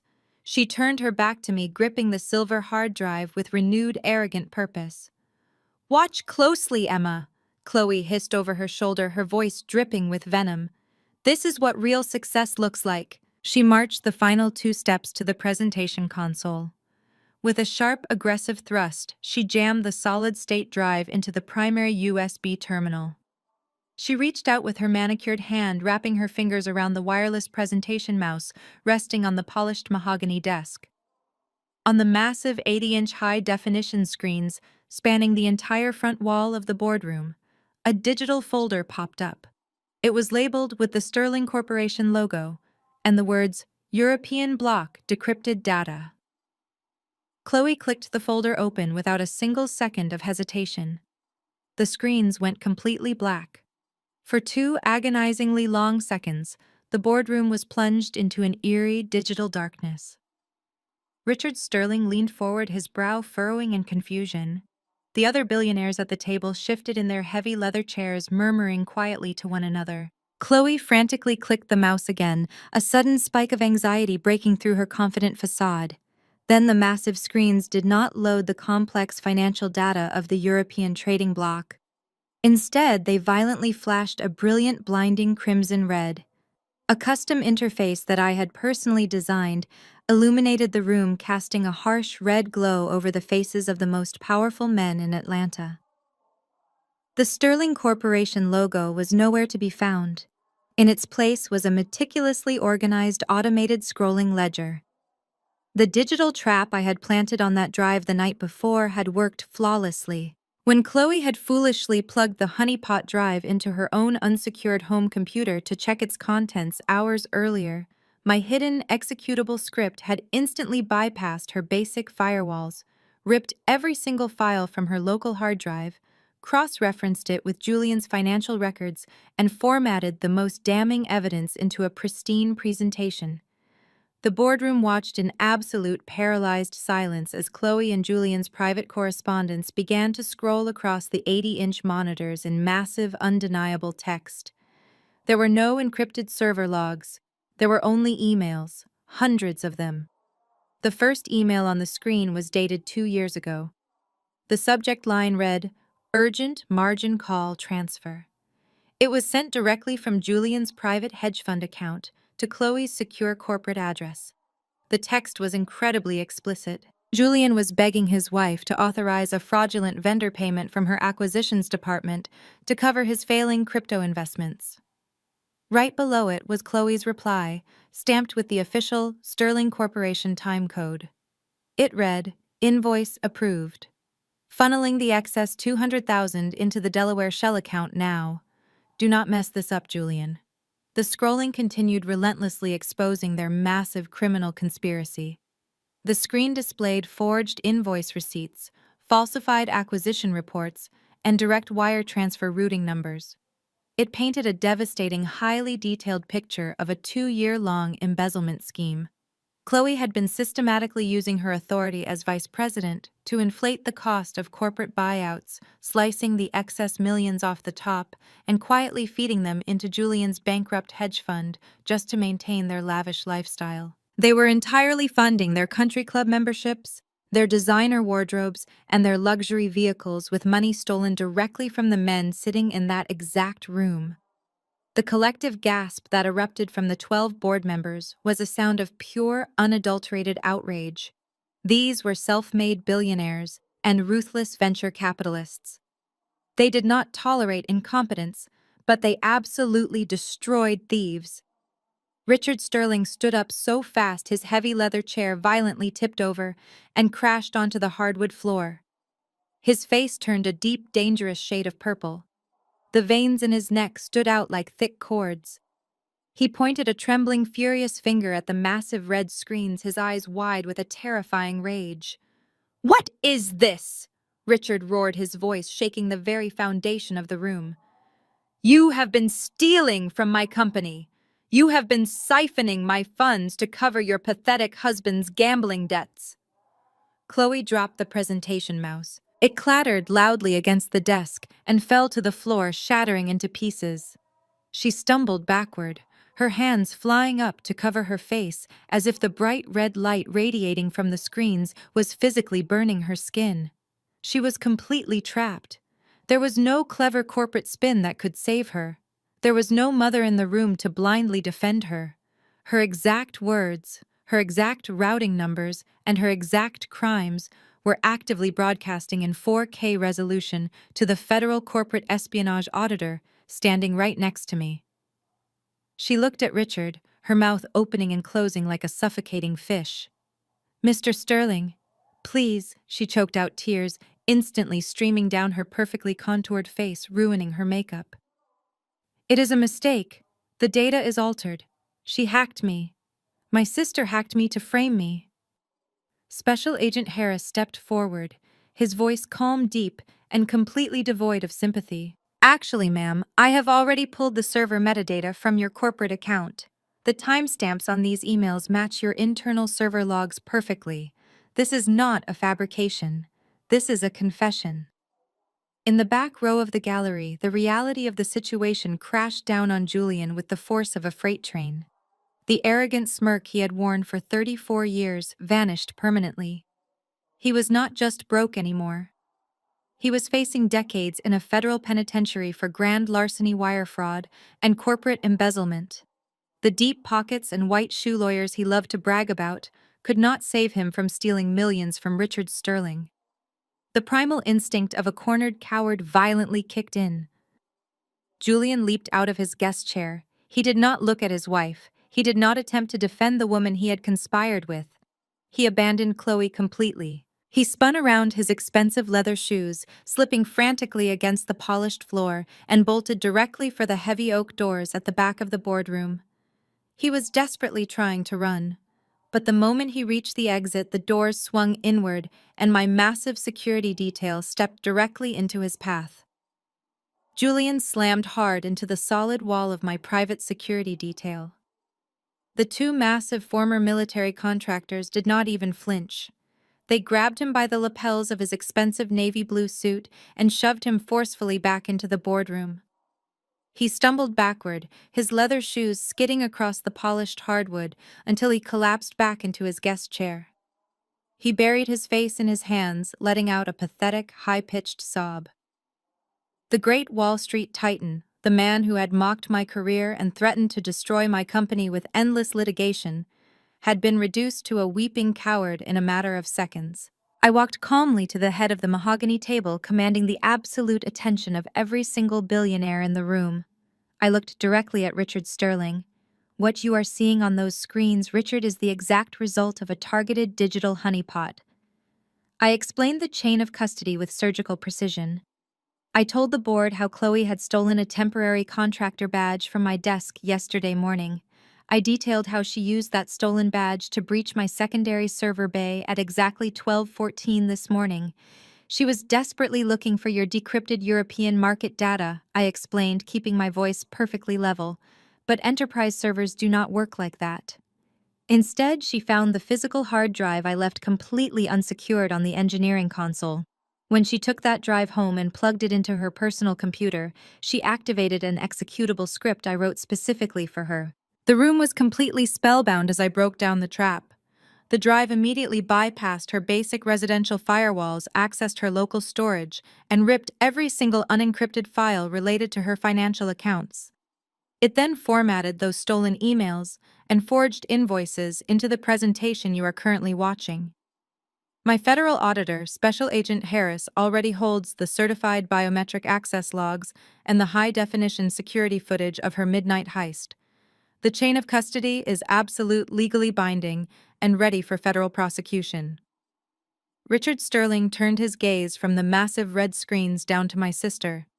The sheer magnitude of his fury seemed to suck the oxygen right out of the room. Chloe was backed up against the presentation console. Her crimson power suit was completely wrinkled, and her mascara was running in dark, ugly streaks down her cheeks. She held her hands out in front of her, desperately trying to formulate a defense, but her vocal cords completely failed her. She could only produce wet, gasping sounds. "You arrogant, parasitic thief!" Richard roared. His voice boomed with the authority of a man who could destroy lives with a single phone call. "You sat in my office and demanded a promotion to senior partner while you were actively bleeding my company dry to pay for your husband's failures. You are fired, Chloe, effective immediately. You are permanently stripped of your title, your stock options are voided, and your corporate access is terminated. Do not ever speak to me or anyone at this firm again." Richard did not stop there. He spun around and pointed directly at his lead corporate attorney sitting halfway down the long table. "Get the FBI field office on the phone right now," Richard commanded. "I want federal wire fraud and grand larceny charges filed before lunch. Freeze every single one of their bank accounts, seize their property assets, and bury them so deep in federal litigation they never see the sun again." Watching Chloe in that moment was like watching a perfectly constructed glass sculpture shatter into a million irreparable pieces. The golden child facade, the pristine corporate savior identity, the arrogant superiority she had wielded like a weapon against me my entire life, it was all completely obliterated. She dropped to her knees right there on the expensive boardroom carpet. She clasped her hands together openly, weeping and begging the billionaires for a second chance. She was pleading for mercy from men who possessed absolutely none. For 35 years, my family had designated me as the scapegoat. They had convinced themselves that my independence was a flaw and my labor was a joke. But sitting in the ruins of her own hubris, Chloe was finally experiencing the exact same humiliation and powerlessness she had subjected me to her entire life. There was no mother in the room to blindly defend her. There was no stolen college fund to bail her out. She was entirely alone with the consequences of her own actions. Richard signaled for the building security team waiting in the hallway. 4 uniformed guards marched into the boardroom. They grabbed Julian by the arms, hauling the sobbing hedge fund manager to his feet without an ounce of gentleness. 2 other guards approached Chloe. She went completely limp, refusing to stand, forcing the large men to physically drag her across the floor. She screamed hysterically, her designer heels dragging awkwardly behind her on the thick carpet. I followed the procession out of the boardroom, stepping onto the massive executive elevator as the guards hauled my sister and brother-in-law inside. Special Agent Harris stood silently by my side. We descended 65 floors in total silence, save for Chloe's frantic hyperventilating and Julian's muffled crying. The polished steel elevator doors finally opened to the expansive white marble of the main lobby. The entire ground floor was packed with corporate employees heading out for their lunch breaks. Hundreds of people stopped dead in their tracks, conversations halting mid-sentence. They watched in absolute shock as the prestigious vice president of acquisitions was dragged out by security like a common vagrant. The murmurs and whispers rippled through the massive lobby, sealing her public humiliation permanently into the corporate history of the firm. And just as the guards hauled Chloe toward the front glass exit, the massive revolving doors spun violently. My mother Brenda burst into the lobby. She was clutching her designer handbag, her eyes frantically searching the crowded atrium. She had arrived just in time to witness the spectacular public ruin of her perfect daughter. 3 weeks passed since the spectacular collapse of my sister in the lobby of Sterling Corporation. The fallout was swift, brutal, and entirely public. Chloe was hit with a massive federal indictment for wire fraud, grand larceny, and corporate embezzlement. Every single one of her bank accounts was frozen by the government. Her luxury vehicles were repossessed in the middle of the night. And Julian, the arrogant hedge fund manager, who swore family protected family, did exactly what cowards do when they are cornered. He filed for divorce the very next morning. He completely threw Chloe under the bus, actively cooperating with federal prosecutors in a desperate attempt to reduce his own prison sentence. I, on the other hand, spent those 3 weeks successfully executing the most lucrative contract of my career. My engineering team rebuilt the European trading bloc architecture ahead of schedule. Richard Sterling wired the $10 million payment to my corporate account along with a massive performance bonus and a personal note of gratitude. I was standing in the kitchen of my downtown penthouse, looking out through the floor-to-ceiling windows at the sprawling Atlanta skyline when my private intercom buzzed. My concierge informed me that my mother was waiting in the lobby. I authorized her access, genuinely curious to see what kind of narrative she had spun to justify this visit. The private elevator doors opened directly into my living room. Brenda stepped out, and for a moment I almost did not recognize her. The pristine country club matriarch was entirely gone. She looked 10 years older. Her posture was stooped, her expensive clothes looked slightly rumpled, and the heavy bags under her eyes told the story of sleepless nights and endless legal consultations. But the moment her eyes locked onto mine, I saw the exact same toxic entitlement burning brightly in her gaze. She did not greet me. She did not ask how I was doing. She walked across the imported hardwood floor, aggressively taking in the sheer wealth of my home, the custom furniture, the original artwork, and the undeniable proof of my success. "I know you got the Sterling contract," Brenda said, her voice raspy but demanding. Her opening line was not an apology, it was a financial assessment. "I know Richard paid you $10 million. Your sister is facing 20 years in a federal penitentiary, Emma. The public defender they assigned to her is completely useless. The best criminal defense firm in the city requires a $500,000 retainer just to look at her case files. I need you to wire the money today." I stood completely still, resting my hand on the cool surface of my marble kitchen island. The absolute magnitude of her delusion was almost fascinating to witness. She had watched her golden child illegally break into my business. She had seen the undeniable proof that her favorite daughter and perfect son-in-law had stolen her entire retirement fund. She had literally threatened to leave me penniless just weeks prior. Yet here she was, standing in my sanctuary, demanding I use the money I earned to rescue the woman who tried to destroy me. "You are not actually asking me for a favor." "Mother," I noted, keeping my voice perfectly flat. "You are giving me an order. She is your flesh and blood," Brenda snapped, stepping closer, desperately trying to weaponize the concept of family one last time. "You have more money than you could ever spend. It is your duty to help her. If she goes to federal prison, her life is entirely over. You have made your point, Emma. You proved you are successful. Now it is time to drop this petty grudge and write the check. We are family, and family takes care of its own." I looked at the woman who gave birth to me, searching deep within myself for any lingering trace of the frightened little girl who used to beg for her approval. There was absolutely nothing left. The psychological cord had been permanently severed. In that quiet, defining moment, the ultimate realization washed over me. Brenda was never going to change. She was completely incapable of loving me for who I was. In her mind, my brilliant tech career, my hard work, and my millions of dollars were simply resources meant to be harvested for Chloe's benefit. I was not a daughter to her. I was an emergency bank account. I did not yell. I did not cry. I simply turned my back on her and walked over to my custom wine refrigerator. I pulled out a vintage bottle of Cabernet that cost more than her current monthly rent. I picked up a crystal wine glass, uncorked the bottle, and slowly poured myself a generous measure. The rich ruby liquid swirled against the glass as I took a deep, calming sip. I turned back around, leaned casually against the marble counter, and finally gave my mother the exact answer she deserved. I placed the crystal wine glass down on the marble counter. The sharp clink echoed in the massive, quiet space of my penthouse. No, I said softly. It was a single powerful syllable delivered with the absolute calm of a woman who no longer feared the consequences of her own boundaries. Brenda blinked, her face contorting as if I had just slapped her. "What do you mean, no?" she demanded, her voice trembling with rising panic.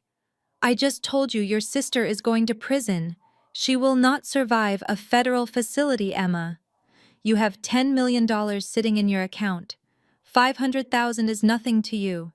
You are going to write that check right now." I crossed my arms, looking at her with a profound, clinical detachment. "I am not going to give you a single dime." "Mother," I replied, keeping my tone perfectly level. "And the absolute tragedy here is that you still do not understand why. You genuinely believe I am holding on to a petty grudge. You think I am refusing to pay for her defense attorney because I am jealous or angry about that stupid dinner at the steakhouse. But that is not it at all. I am not writing that check because I am finally refusing to fund your toxic delusions." I took a step forward, closing the distance between us, forcing her to look me directly in the eyes. "You do not love Chloe." I stated, my words slicing through the heavy air like a scalpel. "You have never actually loved her. You loved the pristine, perfect image she provided for you. You loved bragging about her Wharton degree to your country club friends. You loved the prestige of her corporate title. You loved the aesthetic of her marriage to a wealthy white hedge fund manager. You worshipped her proximity to power so much that you completely ignored the monster she was becoming." Brenda opened her mouth to argue, but the sheer force of my convictions silenced her. "When I was 18 years old, I continued, my voice steady and unwavering. I worked double shifts at a diner to save for college. You forced me out of our home because I refused to surrender my blood and sweat to pay for Chloe's Ivy League tuition. You demanded that I sacrifice my future so she could have an easier path. You shielded her from every single consequence, every single struggle, and every single failure. You taught her that the rules did not apply to her, and you taught her that my boundaries did not matter." I gestured toward the panoramic window out toward the city where Chloe was currently awaiting her federal trial. "You built this exact reality, Mother. Your relentless enabling is what ultimately put Chloe in a federal holding cell. She felt completely comfortable stealing millions of dollars from a billionaire because you spent 35 years teaching her that she was entitled to whatever she wanted. She stole your entire retirement fund to cover Julian's massive debts, and you still stood in my office and defended her. You built a golden pedestal for a thief, and now you are angry that it collapsed under the weight of her own crimes." The heavy, suffocating weight of my childhood finally lifted off my shoulders. I was reclaiming my narrative. For decades, I had carried the burden of being the family scapegoat. I had internalized their cruel jokes, their dismissive remarks, and their blatant favoritism. I had spent countless nights wondering what was fundamentally wrong with me, wondering why my own mother could look at me with such cold indifference. But standing in my penthouse surrounded by an empire I built with my own two hands, I finally understood the truth. I was never the problem. I was simply the mirror that reflected their profound emptiness, and they absolutely hated me for it. Brenda stared at me, her lower lip trembling violently. The aggressive, demanding matriarch had completely vanished. She was stripped of her leverage, her stolen wealth, and her delusions of control. She finally realized that the daughter she had thrown away was the only one who could have saved her, and she had permanently burned that bridge to the ground. For the first time in my entire life, I saw genuine, unmanipulated tears spill over her eyelashes and stream down her weathered cheeks. She was crying because she was entirely powerless. I did not offer her a tissue. I did not step forward to comfort her. I walked past her, my heels clicking softly against the hardwood floor, and I placed my hand on the heavy brass handle of my front door. I pulled it wide open, revealing the quiet, brightly lit corridor of the penthouse floor. "It is time for you to leave, Mother," I said, my voice projecting a calm, absolute finality. "I want you to walk out of this door, take the elevator down to the lobby, and never contact me again. Do not call my phone. Do not send emails to my corporate office. Do not attempt to use my address for any of your impending bankruptcy filings. When Chloe's federal trial begins, do not expect me to sit in the gallery and pretend to support her." I am officially resigning from this family. Brenda let out a ragged, heartbreaking sob. She looked at the open doorway, then looked back at me, her eyes pleading for a mercy she had never once extended to me. "Emma, please," she whispered, her voice cracking under the weight of her total ruin. "You are my daughter. You are the only family I have left." "I was your daughter when you watched Julian mock me in that restaurant," I replied coldly.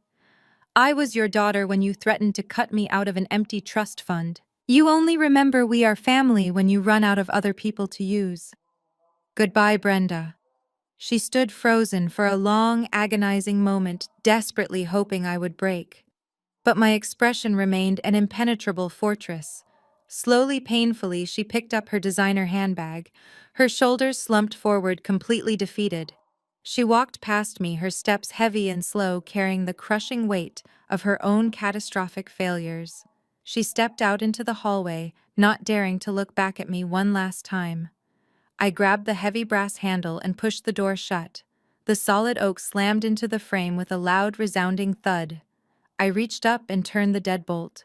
The sharp mechanical click echoed through my entryway, sealing the physical and emotional boundary permanently. The toxic tie was completely severed. They were gone. I stood in the silence of my home for a few moments, letting the profound, beautiful peace wash over me. The air in my penthouse suddenly felt lighter, cleaner, and infinitely easier to breathe.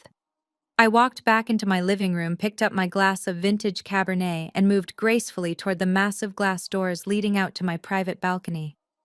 I slid the glass open and stepped out into the warm Atlanta night. The city was alive with glowing lights, a sprawling grid of endless possibilities and immense power. I rested my forearms against the cool glass railing, looking out over the empire I had conquered. Down below, millions of people were living their lives completely unaware of the quiet, devastating corporate execution I had orchestrated over the last month. I pulled my sleek smartphone from my pocket and unlocked the screen. I did not have any missed calls or threatening text messages from Julian. I did not have any manipulative voicemails from my sister. I opened my encrypted banking application and looked at my corporate accounts. The balance was staggering. The $10 million payment from Sterling Corporation had officially cleared, bringing my firm's total valuation into a stratosphere my family could never even comprehend. But as I stared at those massive numbers, I realized they were no longer just currency. They were undeniable proof of my brilliance, my resilience, and my absolute refusal to be broken by people who wanted me to stay small. I locked my phone and slipped it back into my pocket. I took a deep breath of the crisp night air, savoring the taste of my expensive wine. I had learned the most valuable lesson of my entire life. The best revenge against toxic family members is not screaming matches or physical altercations. The ultimate revenge is unparalleled, undeniable success. It is building a life so magnificent and so loud that the people who doubted you are completely deafened by your triumphs. I had survived their abuse, I had outsmarted their sabotage, and I had emerged completely victorious on my own exact terms. Exact. Sometimes the trash simply takes itself out, and when it does, all you have to do is lock the door, pour a glass of wine, and enjoy the beautiful, thriving silence they leave behind. Thank you so much for listening to my story. If you have ever had to cut toxic family members out of your life to protect your peace, let me know in the comments below. Please hit the like button, subscribe to the channel, and share this video with anyone who needs a reminder that walking away from abuse is the most powerful move you can ever make. Stay strong, protect your energy, and remember that your success is entirely in your own hands.